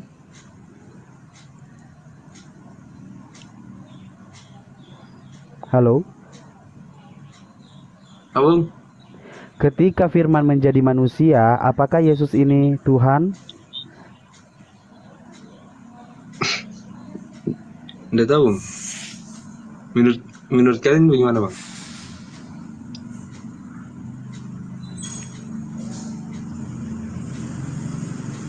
Ya menurut kami Yesus bukan Tuhan. Kalau ditanya menurut keislaman, Yesus itu bukan Tuhan, Bang. Karena kalau kita kaitkan dengan Yohanes 1 nomor 1, firman itu adalah Allah, ya. Oke. Kita ikuti. Jika Allah diyakini atau identik dengan firman, lalu firman tersebut menjelma menjadi Yesus, ya, bukan begitu? Firman tersebut sudah menjelma menjadi Yesus. Maka seharusnya ya, Tuhan itu sudah tidak perlu lagi berfirman. Ternyata Tuhan masih berfirman kepada Yesus. Ya. Dengar ya. Seharusnya Tuhan itu sudah tidak butuh lagi namanya berfirman. Tapi ternyata Tuhan masih melakukan hal itu. Masih memberikan firman kepada Yesus. Kalau sebab firman itu sudah ada dan menjelma dalam tubuh Yesus, tapi ternyata masih sering berfirman, bersabda, bersuara, berbicara kepada Yesus dengan firman-Nya seperti itu, ya. Jadi contohnya gini, ya, dengan kita pakai dalil ya. Kata Yesus, sebab segala firman yang engkau sampaikan kepadaku telah kusampaikan kepada mereka dan mereka telah menerimanya. Mereka tahu benar-benar bahwa aku datang daripadamu dan mereka percaya bahwa engkaulah yang telah mengutus aku. Yohanes 17 nomor 8. Mustahil kalau Tuhan ini adalah firman, Bang. Kalau Yesus ini adalah Tuhan itu sendiri. Tidak apa-apa, kita ikuti kemauan ayat Yohanes 1 nomor 1. Tapi ini terbantahkan, putus di sini, Bang. Selesai dia. Kontradiksi. End of game katanya, Bang. Atau game over. Jadi Yesus Selamat itu sore, apa, Bang? Bang Cinta. Yesus Bang itu adalah Asyik, manusia Datuk. sama seperti kita, Sore. Bang. Sama seperti kita. Cuman dia diberikan kelebihan. Dialah manusia yang dipilih Tuhan, Sang Pencipta, Sang Halik, ya, untuk mengajarkan, memberitahu informasi bahwa kepada umat manusia, inilah aku Tuhan yang sebenarnya. Inilah aku, tolong sampaikan kepada hamba-hambaku, wahai Yesus, wahai Isa. Sampaikan kepada hamba-hamba biar mereka mengerti, biar mereka paham aku itu seperti apa. Tolong sampaikan. Begitu, Bang. Makanya cuma dialah yang mengetahui Tuhan itu seperti apa. Hanya satu-satunya manusia di zamannya Yesus, hanya Yesuslah yang mengetahui Tuhan itu bagaimana. Tuhan itu wujudnya seperti apa. Tuhan itu suaranya seperti apa. Apakah bisa didengar, apakah bisa dilihat wujudnya. Itu diceritakan kepada Yesus. Sehingga Yesus menjelaskan, suaranya tidak bisa kamu dengar, rupanya tidak bisa kamu lihat. Itu kata Yesus, karena dia sudah diberikan informasi dari Tuhannya. Lalu hal itu disampaikan kepada murid-muridnya. Karena harus pahami itu. Bedakan antara manusia dengan Tuhan. Tidak mungkin Tuhan memiliki sifat kemanusiaan. Dan begitu juga orang manusia tidak mungkin memiliki sifat ketuhanan. Itu nggak mungkin itu. Karena Jadi Tuhan itu Yesus sifatnya manusia. maha. Jadi Yesus manusia, Bang? Manusia 100%, Bang. Tidak ada sisi ketuhanan di dalam dirinya. Dia diberikan Kalau- mukjizat sebagai tanda-tanda. Apalagi dia, Bang, ya. Sebentar, Bang. Terakhir, Bang. Mungkin 3 jam lagi, Bang. Lama amat. Sampai pagi. Lama. Jadi kurangi berapa menit gitu kan, nggak kan bisa apa ada recording, Lama diskon. amat 3 jam, 1 jam setengah aja. Jadi gini lah, Bang. Kenapa dia sudah menyampaikan hal itu kepada umat manusia, lalu seandainya mereka masih menyangkalnya, ya, mereka masih menyangkal dalam arti kata mereka tidak percaya apa yang sudah dikatakan Yesus, maka dengan segala kekuasaannya Allah atau Tuhannya Yesus tadi memberikan suatu keajaiban kepada Yesus, yaitu apa? Mukjizat. Dengan cara apa? Menyembuhkan orang sakit, mengembalikan kebutaan dari orang kebutaan, ya. Satu lagi apa tadi? Satu lagi apa, Bang? Membangkitkan orang mati. Ya itu adalah mukjizat, Bang. Sebagai apa? Tanda bahwasannya Allah itu memang ada. Tuhannya Yesus memang ada. Itu sebagai bukti. Bukan dia sebagai Tuhan. Kalau mukjizat, para nabi banyak mukjizatnya, Bang. Contoh Nabi Musa, Ya, Nabi Musa bisa membelah lautan. Itu atas kehendak siapa? Kehendak Tuhan. Kalau sebagai manusia biasa tidak akan mungkin mampu untuk melakukan itu. Sebagai manusia biasa, tongkatnya bisa berubah menjadi ular. Bukan penyihir, itu atas kehendak Tuhan ya Musa. Siapa lagi? Kau dikatakan banyak mujizat para nabi. Jelaskan siapa? Nabi Nuh. Ya, Nabi Nuh bisa membawa bahtera, bisa selamat Nabi dari Abraham terbakar gak mati. Nabi Abraham juga dibakar tidak mati. Terus apa lagi? Yunus di dalam perut ikan 3 hari selama 3 hari tidak meninggal. Itu mujizat bagi Allah, Bang. Yang diberikan kepada para nabi untuk membuktikan bahwasanya Allah itu ada. Karena Allah itu mustahil datang ke dunia untuk bertemu langsung dengan kita. Dua kitab sepakat, Bang. Langit tidak akan mampu menampung kedatangan Tuhan. Kalau dia datang, manusia akan hancur, maka manusia akan binasa. Alam semesta akan hancur. Nah, pertanyaannya kenapa ada perbedaan? Begitu Tuhannya Yesus yang datang ke dunia, yang diakui sebagai Tuhan, maka Tuhan yang mati, Bang. Itu satu keanehan. Di perjanjian lama menyatakan bahwasanya kalau Tuhan turun, ya, kita makhluknya yang tewas, Bang. Kita hancur. Nah, tiba-tiba ada perjanjian baru mengatakan Tuhan yang datang itu udah turun ke bumi, maka malah Tuhan yang mati. Silakan Oke, ditanggapi, lanjut Bang. yang lain. Lanjut yang lain. Saya mau sholat asar dulu. Dari tadi Ya. sudah azan. Lanjut dong, lanjut. Silakan ditanggapi, Bang Rip. Halo, selamat sore. Jadi Selamat Sore, sore. Pak. Yang mana lagi nih selamat sore? Nggak kelihatan dirinya. Live terjeda tapi ada suaranya. Turun dulu kali, Bang, baru naik lagi. Bang, Ya, gimana, Bang? jadi Yesus. Saya turun dulu ya.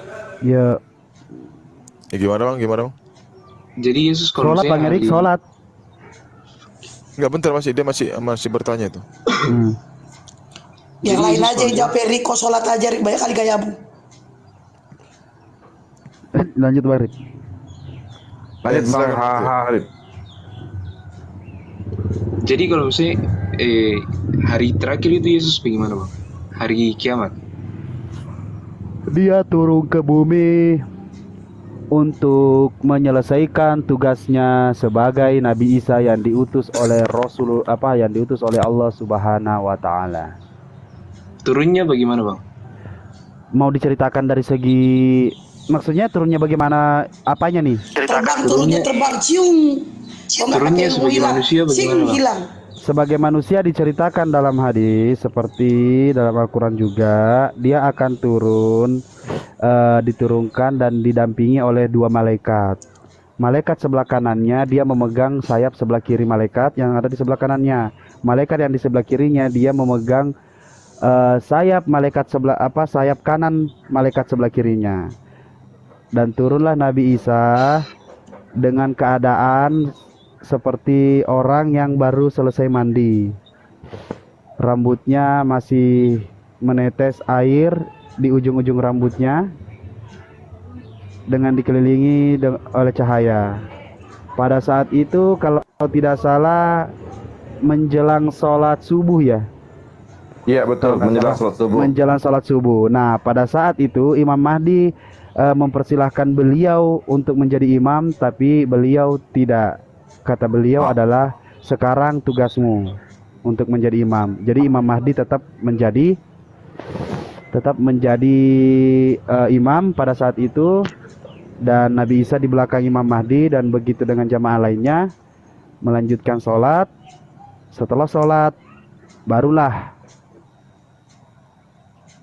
Dajjal terbirit-birit melihat beliau pada saat keluar dari masjid. Begitu. Jadi gini loh, kalau Isa Al-Masih itu adalah manusia, Yesus pun manusia. Di dalam Bible Anda sendiri, Harip, Yesus pun turun sebagai manusia, bukan sebagai Tuhan. Nah, kita umat Islam memuliakan Nabi Isa atau Yesus itu. Tidak ada satupun umat Islam yang tidak percaya kenabian Nabi Isa alaihissalam atau Yesus. Karena kalau mereka tidak percaya, maka belum lengkap keimanannya. Begitu pentingnya Nabi Isa tersebut, tapi bukan sebagai Tuhan. Nah, Anda ketika Anda masuk Islam, Anda lebih memuliakan Nabi Isa. menjadikan manusia Isa itu adalah sebagai rasul mulia utusan Allah kepada Bani Israel. Itu aja tambahan dari saya. Oke, kita sapa dulu yang baru datang. Selamat sore anak sulung. Selamat sore. Agama apa bang? Saya agama Kristen. Oh Kristen. Iya. Pelan kali bang suaranya. Iya biasa minoritas kakak. Baru buka puasa ya bang? Enggak, kalau saya nggak mau puasa kalau. Iya suaranya pelan kali kayak baru buka puasa gitu. Enggak kakak, saya nggak mau puasa Alpha Omega gitu. Lalu Ya, abang? boleh bertanya kakak, abang? Boleh. Iya, izin bertanya, tadi saya dengar tadi akun yang warna hitam ini katanya kafir gitu. Kafir, kata kafir itu. Tetapi kenapa abang, padahal di Al-Quran atau hadis itu ya kalau nggak salah tuh, janganlah engkau berdiskusi dengan orang kafir. Satu itu udah ketabrak. Nah, Udah itu pertanyaannya. Iya. Oke, bisa dijawab Bang Dato. Bang Dato. Nggak standby ya? Bang Eriknya lagi sholat ya. Bentar ya Bang ya, nunggu mereka standby ya. Baik kakak, baik kakak. Dan pertanyaan kedua, kalau namun Satu aja dulu Bang, tadi dijawab terus tadi ditanya sama yang lain. baik kakakku. Oke. Yang nggak standby saya turunkan aja. Oke. Assalamualaikum warahmatullahi wabarakatuh. Waalaikumsalam. Apa yang ditanyakan, wahai saudaraku? Oh Bang Libra udah ada. Waduh, Dia Bang Libra kah? Bukan. Bang anak sulung coba diulang lagi pertanyaannya. Baik, dengan senang hati kepada turun itu dikasih pertanyaan. Assalamualaikum warahmatullahi wabarakatuh. Sorry, tadi aku tinggal sholat bentar. Iya. Lanjut. Lanjut.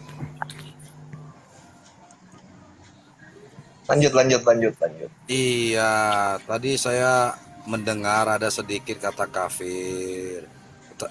Jadi saya tertarik dengan kata kafir gitu kan.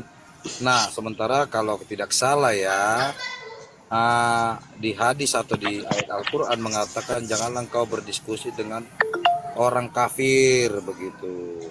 Tetapi kenapa? Hadis mana itu Bang? Hadis mana? Hadis mana tuh dulu? Hadis mana dulu? Atau di Al-Quran? Kalau di Al-Quran ada kata kafir. Qul ya ayyuhal kafirun. Tapi kan rata-rata kan kami dibilang kafir.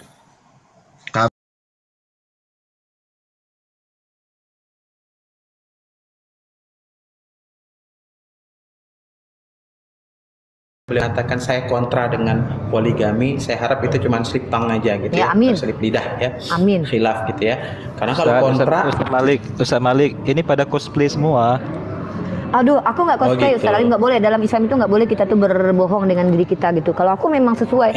Kalau misalnya, aku udah bilang kan awalnya aku yang mengajukan ini tadi. Kalau misalnya aku mendapatkan suami yang sesuai spek aku, yang aku Saya inginkan. kontra dengan poligami jika poligami itu dilakukan dengan cara brutal, liar. Aku juga sama. Saya kontra. Sama. Ya. Aku juga Ya Bang, saya juga dari tadi berpikirnya begitu. Tapi itu maksud kita sama. Tadi bukan Bang Neville baru masuk sih, Ronald aja yang dari tadi tuh paham. Iya, kita kan kasih tahu di sini mana yang tidak brutalnya itu. Bukan kan tidak mengenal perasaan itu brutal seperti kata Tuan Guru Indra Mosyah ini. Dia bilang nggak mengenal perasaan, brutal sekali itu. Itu insting hewani itu yang kayak begitu. Insting hewani, mohon maaf ya. Hanya natur hewan yang nggak punya emosi. Iya, Ustaz Bang. Malik deh. Cau ini. ya, Gawat. bukan gini. Saya tidak ingin maksud berbangga-bangga atau lain sebagainya kawan-kawan. Maksudnya yang tahu kondisi perasaan itu adalah yang sedang menjalani gitu loh. Iya, Yang sedang menjalani itu. Dan itu adalah tanggung jawab yang praktisinya. Dunia praktisinya. dan akhirat dia. ya kan? Nah, kita yang di luar, ya, kita yang belum menjadi praktisi, doakan husnuzon, ya kan?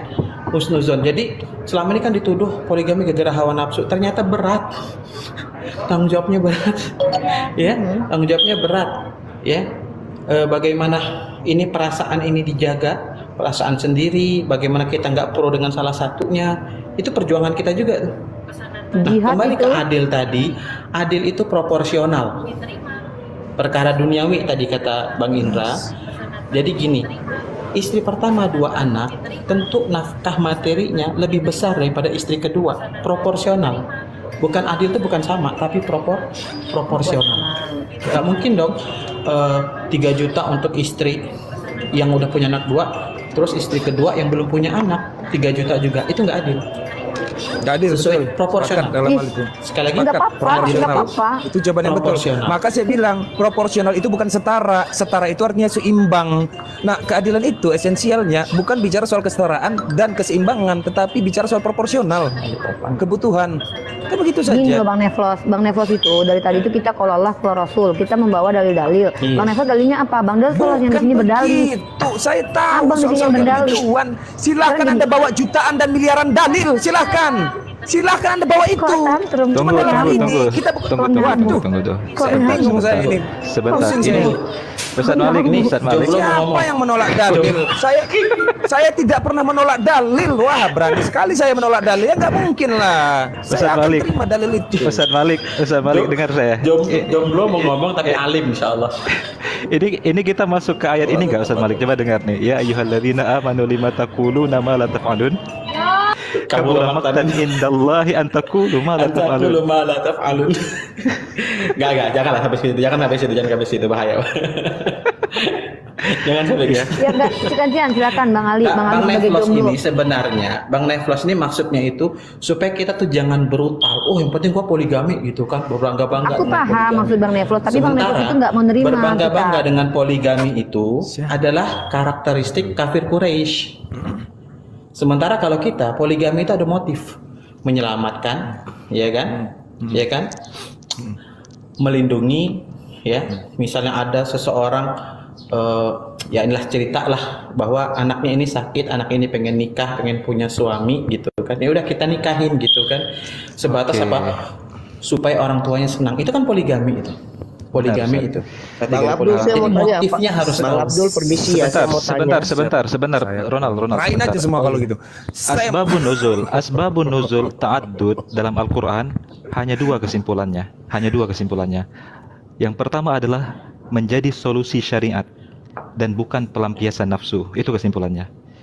Ta'addud dalam asbabun nuzul Islam dalam Al-Quran adalah solusi syariat untuk maslahah kehidupan manusia, bukan pelampiasan nafsu. Baik, saya Demikian, mau tanya sama Ustaz saudara-saudara. Ali. Baik ya, saya mau tanya sama Ustaz Ali. Seandainya ada seorang laki-laki yang melakukan poligami setelah dia memenuhi syarat-syarat itu, ya, salah satu alasannya adalah dia ingin menaungi misalnya atau membantu seorang wanita yang memang butuh naungan. Baik ya, misalnya contohnya janda, katakan demikian. Dia nikahi janda itu. Tidak datang dari nafsu, tapi memang datang dari antusias, kepedulian.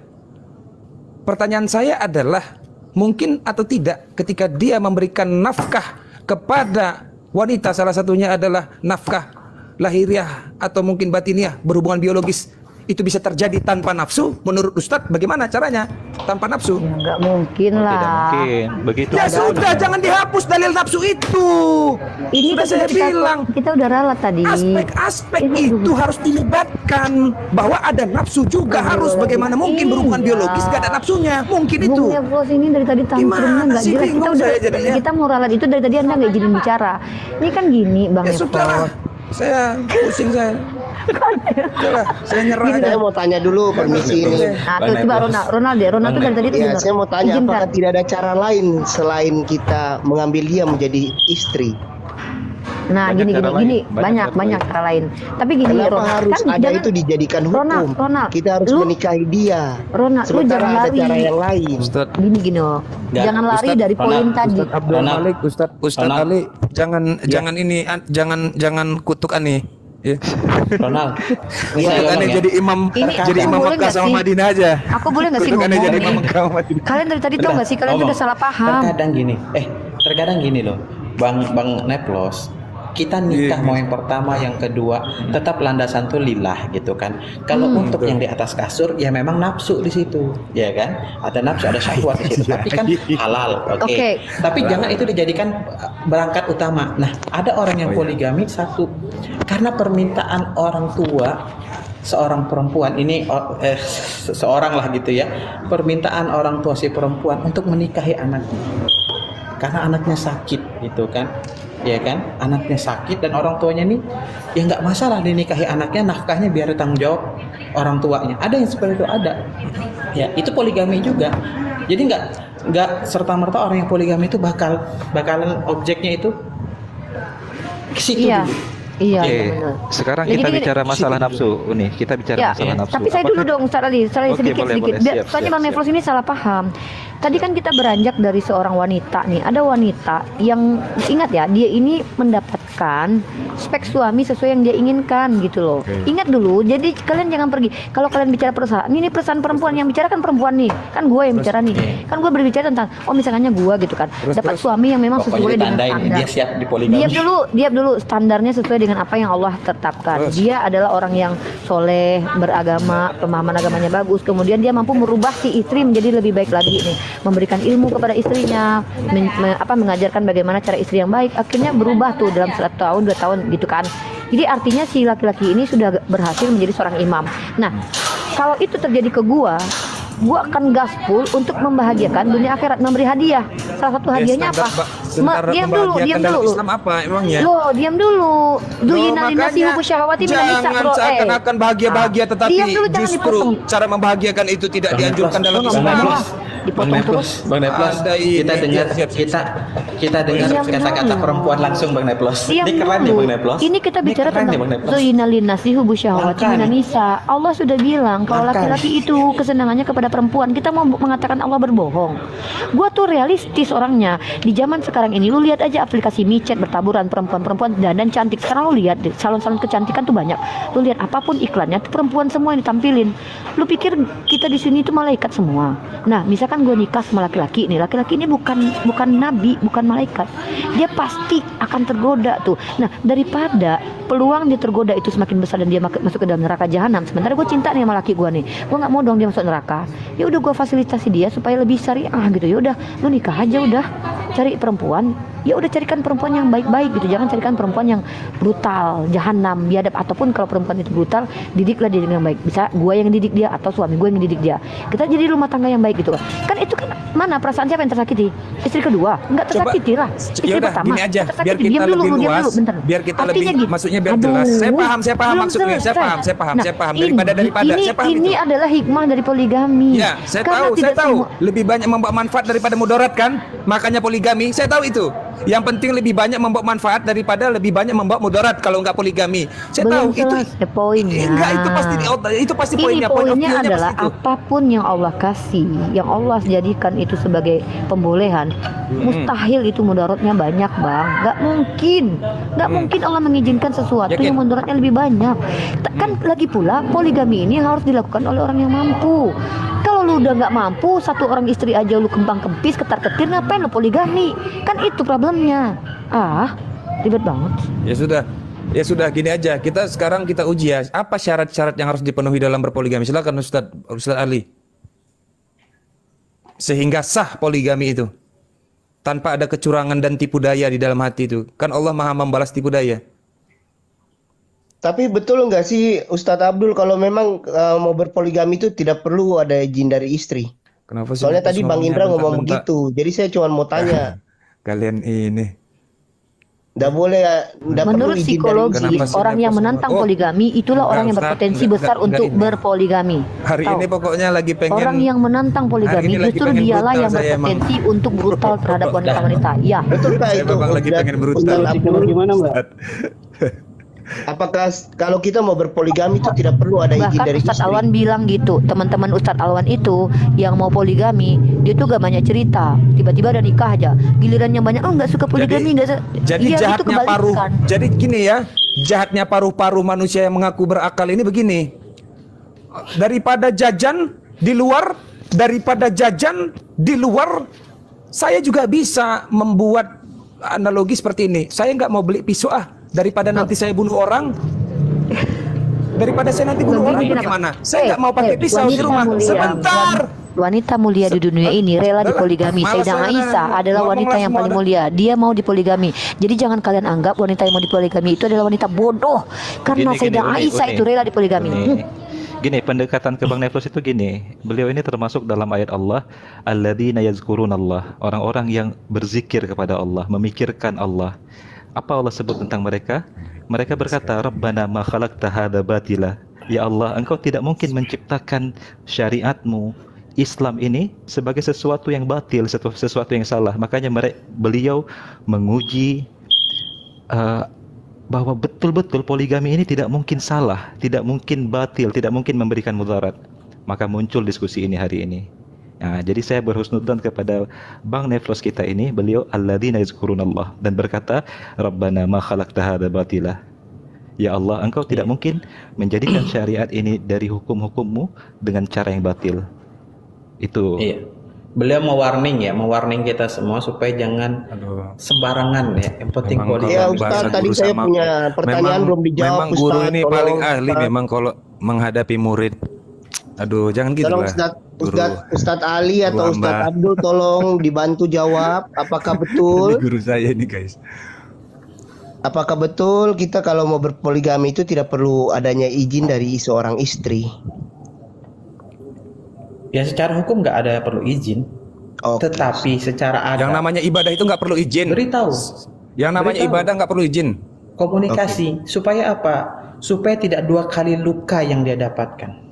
Pertama, luka kita main belakang. Kedua, luka dengan menambah orang baru yang dia belum siap menerima itu, gitu loh. Lalu bagaimana dengan Maka perlu. pendapat ada beberapa ulama dan ustadz-ustadz yang lain berpendapat bahwa harus adanya izin dari seorang istri? Oh enggak, itu urusan Atau negara. Itu peraturan apa namanya, peraturan Kementerian Agama, bahwa salah satu untuk bisa tidak terkena berstatus hukum walaupun tidak memiliki kekuatan hukum tetap, untuk berpoligami nikah siri terhadap istri yang kedua harus dapat surat pernyataan dari istri pertama. Itu Kementerian Agama. Kalau enggak dua-duanya bisa dipenjara. Ya, dua-duanya bisa dipenjara gitu. Itu kalau secara negara tidak sah, tapi kalau Negara. secara Islam, kalau secara Islam tidak perlu secara izin itu Islam. sah nggak? Oh, itu silakan Ustadz Malik. Ya pertama gini ya, izin itu secara hukum nggak perlu. Tetapi secara adab dalam Islam tuh setiap syariat itu ada adabnya gitu ya. Adabnya ya kita komunikasi. Tadi kan sudah bilang supaya istri itu jangan sampai sakit dua kali. Sakit karena suaminya diam-diam main belakang. Kedua, sakit karena kita membawa orang baru. Maka perlu komunikasi dari awal.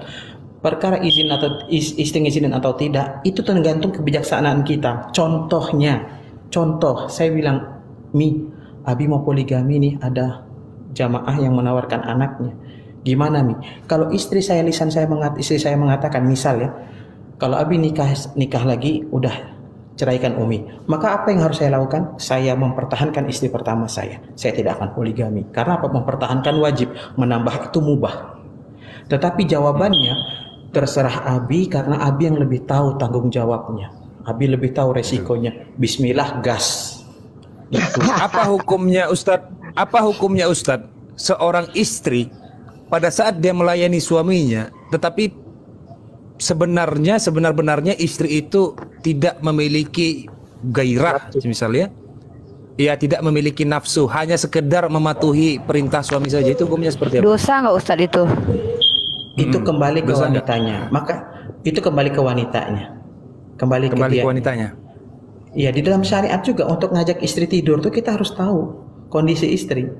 Nggak langsung istri capek karena istri nggak sanggup, Umi Bi capek nian, kau dilaknat malaikat sampai pagi. Oh, nggak bisa kayak gitu. Kita harus tahu. Ini adab tadi.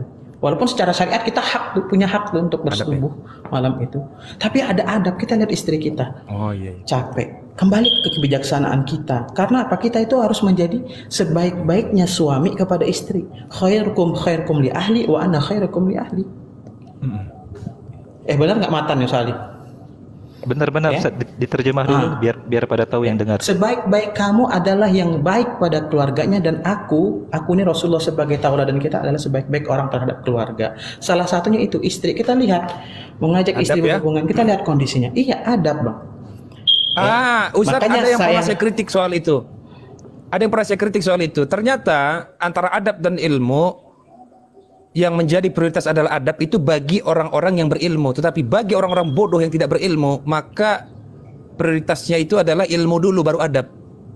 Yes. Nah, adab itu hanya diperuntukkan untuk orang-orang yang sudah berilmu. Ya, jangan bukan berarti nanti ada orang yang nggak berilmu, dia lebih mendahulukan adab, berarti ateis harus masuk surga.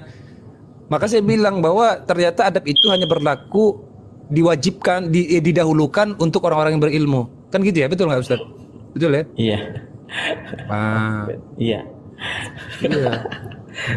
Saya baca komen Hokben gerombolan Habib nanti. Nah, jadi gini ya, ini Boleh, bukan berarti bebas. kita membenarkan, maksudnya melakukan pembenaran berdalih Siap, Malik. bahwa ajarannya Allah, ajaran Nabi Muhammad, bahkan Nabi kita berpoligami atau apa yang Allah perintahkan atau sunahkan itu ada baik. Enggak, kita bicara tentang realita aja gitu loh, bahwa nanti apa yang Allah ajarkan itu juga masuk ke realitas. Kalau Bang Nevlos bilang tadi, jangan poligami, nanti akan ada perasaan. Kan dibilang poligami itu bukan sembarangan. Kalau udah tahu istrinya bakalan marah ketika dia poligami, masih poligami, berarti dia minta cerai sama istri pertama, kan gitu. Nah, sama kayak gini Bang Nevlos ya, seperti yang saya bilang tadi, itu Mat Peci contohnya. Mat Peci itu istri pertamanya yang mencarikan istri kedua. Kalau diharamkan poligami, kasihan istri pertamanya itu. Dia yang bilang, dia juga pengen punya teman katanya. Dan ini ada wanita-wanita seperti ini yang aku anggap dia makomnya tuh tertinggi gitu loh. Maka istri-istri seperti ini tuh bukan istri-istri kayak gue, bukan istri-istri kayak yang lulu pada di bawah semua yang teriak-teriak gitu, yang anti poligami gitu. Bukan, makom lu beda sama orang-orang ini. Karena bagaimanapun juga kalau dikatakan orang yang mau dipoligami adalah bodoh, maka konsekuensi kalian sebagai umat Islam mengatakan Sayyidah Aisyah itu bodoh. Nah itu loh. Dan lagi pula, ya iyalah, Sayyidah Aisyah kan memangnya tidak dipoligami. Beliau kan dipoligami, beliau kan wanita terpintar. Nah jadi makomnya itu udah beda Bang Nevlos. Contoh nih gua. Kenapa ada kata bodoh di situ? Kenapa Ini harus ada kan di situ orang-orang yang kata bilang, kan ada orang-orang yang bilang gini nih, kalau yang mau dipoligami berarti bodoh, menyakiti perasaannya. Yang tahu perasaan orang itu kan enggak lah. orang sendiri, Bodoh orangnya dan sendiri gitu pintar loh. Itu nggak ada kalkulatornya. Bodoh Bukan, dan Bang pintar Nevlos itu ini nggak dari ada tadi tuh pengen kalkulatornya. berantem sama gue kayaknya deh. Ini udah salah-salah dari tadi. Coba Bang Nevlos udah salah paham, masuk lagi marah-marah lagi. Dengar ya. Pertama, yang perlu Bang Nevlos pahami, poligami itu tidak bisa sembarangan. Karena poligami itu ada syaratnya. Nah, dan orang-orang yang mampu berpoligami Ya, betul. haruslah orang-orang yang memang sudah memenuhi syarat seperti mampu dalam artian secara finansial dia mampu menghidupi istrinya, kedua secara ilmu agama dia juga mumpuni, dan aktualisasi akhlaknya pun juga bagus gitu loh. Nah, orang-orang seperti inilah yang berhak mendapatkan apa namanya istilahnya perhiasan dunia ini, karena memang dia layak dapatkan seperti itu. Nah, terus kita bicara tentang diri orang-orang yang bajingan, ya nggak pada, jangankan dua atau satu istri aja bisa haram dia loh, kalau memang otaknya udah kotor dan jorok gitu loh. Jadi yang dimaksud di sini adalah Allah memberikan solusi itu sesuai dengan makomnya Bang Nevlos. Makomnya itu sudah ada. Jadi masing-masing kita ambillah makom kita. Nah, contoh nih Penentuan gua makom itu nih. siapa? Penentu makom itu Ya siapa? Allah yang Penentu menentukan. makom itu Allah siapa? yang menentukan, kita yang menguji makom. Bagaimana Gini cara manusia loh, tahu gini loh, makomnya caranya dengan tahu. cara berkomunikasi Ya dengan Allah mampu itu? nggak lu gitu aja? Caranya Lu gimana? mampu nggak? Lu tanya sama orang terdekat lu, istri lu menganggap lu mampu nggak poligami gitu. Cara Kalau cara istrinya mampu Ustaz dan Malik tidak nih mampu itu contoh. harus diuji dulu. Berarti harus nikah dulu, poligami dulu, baru kelihatan di situ Gini mampu loh, atau yang enggaknya. tahu Ya gimana istrinya. caranya? Aduh, Caranya jangan gimana? gitu. Kalau istri Caranya Anda gimana? diam dulu. Makanya gue Ya, mau ngomong, silakan. nih misalnya nih, lu mau poligami, sementara yang tahu siapa buruknya baiknya lu adalah istri lu, dan istri lu minta cerai kalau lu nggak mau kalau pas poligami, Luar berarti lu biasa nggak sekali bisa. ya istri tahu isi hati Loh, manusia ya, isi hati kok- suaminya. Oh, nggak bisa dong. Bukan masalah isi hati, maksudnya lu mampu nggak menghidupi dia selama ini, mampu nggak mengayomi dia, lu bisa nggak beri dia ilmu selama ini, kan begitu. Nah contoh nih gua balik ke gua misalnya, gua dapat istri suami misalnya, dan dia tuh sudah mumpuni ilmu agamanya baik, kemudian finansial juga gua dicukupin, rumah juga gua udah dikasih, kemudian gua juga secara apa, diam dulu. Berarti Ini kan standar kemampuan itu material ya? Iya dong, itu masuk lah. Itu masuk. Ya kurang Masuk lah, enak aja lu. Sepakat. Nah, Sepakat. diam dulu. Ih, gue lama-lama sama Ya Bang kan Nevos udah kick, sepakat, sumpah gue sepakat gak kalau pernah. disuruh diam. Gue Ya gak udah, pernah saya nggak ngasih Bang sepakat. Nevos sama ini. Nah, Ya diam dulu, jangan dipotong lah. Adab diskusi itu gimana sih? Kita selama ini ngajarin. tuh seharusnya pas bukber kemarin lah lebih enak TikToknya. Enggak, gue takutnya Bang Nevos ini adalah orang yang udah punya niat poligami sebenarnya. Cuman karena istrinya lagi mantau aja gitu kan. Jadi ini gitu luar ya. biasa ini. Jadi gitu. Jadi gitu ya. Jadi istrinya lagi mantau guys, istri pertama ya. Jadi gini. Jadi kalau istri tidak mau dipoligami berarti ada yang salah dengan suami. Berarti suami itu ndak bisa. Nah contohnya gue bilang kalau gue punya suami yang sesuai dengan spek yang gue mau, karena gue saking cintanya sama ini suami, dia adalah khalifah, orang yang harus dimuliakan di dunia, maka gue akan mengizinkan dia poligami daripada dia masuk ke ranah dosa. Misal tergoda sama pelakor, gitu ya, daripada micet ya. gitu. Gue izinin dia. Iya dong. Kan gue nggak mau dia masuk neraka. Gue pengen dia masuk sejak surga. awal manusia tanpa berpoligami juga bisa Ya berdosa. bisa. Terus Jadi, kan kita bicara tentang ya konteks itu ini, tentang konteks kekhawatiran dan dosa di mana kecurigaan wanita-wanita itu. penggoda banyak Jadi muncul saat gini. ini. Gimana sih? Sudah disublimasi. Kita ganti bahasa. Kalian sudah udahlah, males sama Bang Nevos. Enggak sih, enggak apa-apa sih, Malim. Gue puasa, gue nggak mau kita batal. ganti Jangan bahasan. gitu nih. Kita ganti bahasan. Astagfirullahaladzim. Kita Ya ganti udah. bahasan. Aneh takut ini Bang Nevos, golek adab, masalahnya adab. Ya, soal adab. Ya, Ustaz. jadi Ya gue naikin Bang Indra Mose ya. Bang Gue turunin Oten, Bung Jas, gue turunin dulu ya. Bang Neplos dibilang Oten di sini, astagfirullahaladzim. Beliau Muslim ya. Beliau itu cuma mewanti-wanti soal orang-orang yang menjalankan poligami ini gitu loh. Iya, Bang Nevos tuh baik caranya, cuman dia salah paham. Dia mengeneralisir gitu loh. Sudah. Coba boleh nggak saya tanya satu hal saja, Ustadz? Saya tanya ya. Sekarang Ustadz saya tanya, Unirifa saya tanya, tolong jawab pertanyaan saya dengan jujur. Berapa besar kemungkinan di Indonesia ini orang yang menjalankan rumah tangga tapi dalam keadaan berzina karena dia tidak memiliki ilmu? Salah satu contohnya adalah dia bercanda dengan kalimat talak padahal dia tidak tahu hukumnya itu sudah berlaku. Lalu kemudian rumah tangga itu tetap berjalan tetapi diisi oleh dosa saja karena berzina. Berapa banyak kira-kira kemungkinannya di Indonesia ini? Coba ada yang bisa jawab nggak? Berapa banyak? Sedikit lah Biar karena saya kasih tahu dulu. sedikit karena setahu gua hal itu yang paling diajarkan, hal itu yang paling kok berdusta loh, itu yang paling diajarkan. Gua aja MI udah diajarin kalau berbicara tentang talak nggak boleh main-main. Kok Anda nuduh-nuduh gitu? Gini loh, itu hal yang pertama kali diajarkan ketika gue Kita buat MTS. survei, masih banyak yang nggak tahu ucapan-ucapan yang bisa membuat kata talak itu sah diucapkan ya. Masih banyak yang nggak tahu ini. Ayo kita uji, kita survei. Gak mau batal puasa gue mau.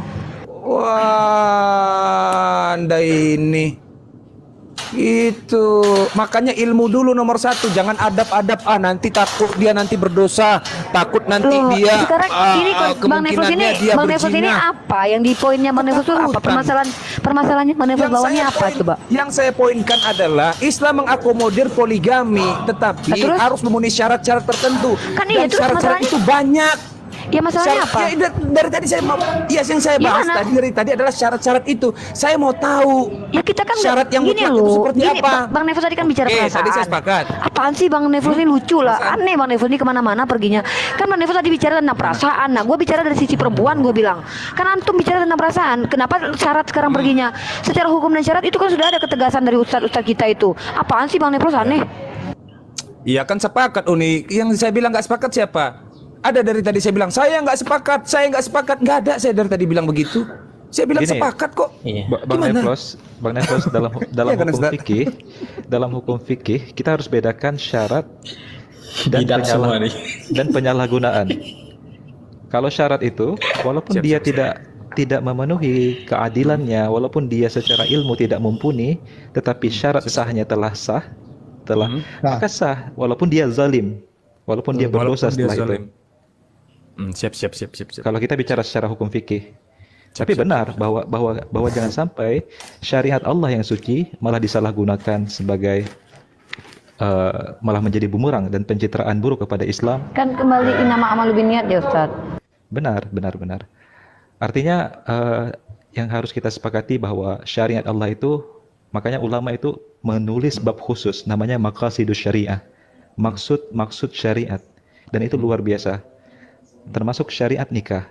dan di dalamnya tetap ada syariat ta'addud itu sendiri. Dan kita harus sepakat sebagaimana yang posisi standing Bang Neflos pada hari ini, Rabbana ma khalaqta hadza batila, dan saya sangat setuju sekali. Jangan sampai kemurnian dan kesucian maqasidus syariah yang agung ini malah dilukai dan dikotori oleh oknum-oknum yang bersyahwat dan tidak berilmu. Indah sekali bahasa guru ini itu penyalahgunaan nih. gitu ya maksudnya Bang. Caranya itu Ustadz Ali. demikian supaya oten-oten itu tidak berpandang miring terhadap salah satu syariat itu tentang poligami, kan begitu. Maka Tapi saya bilang kalau nggak menurut Bang boleh. Neflos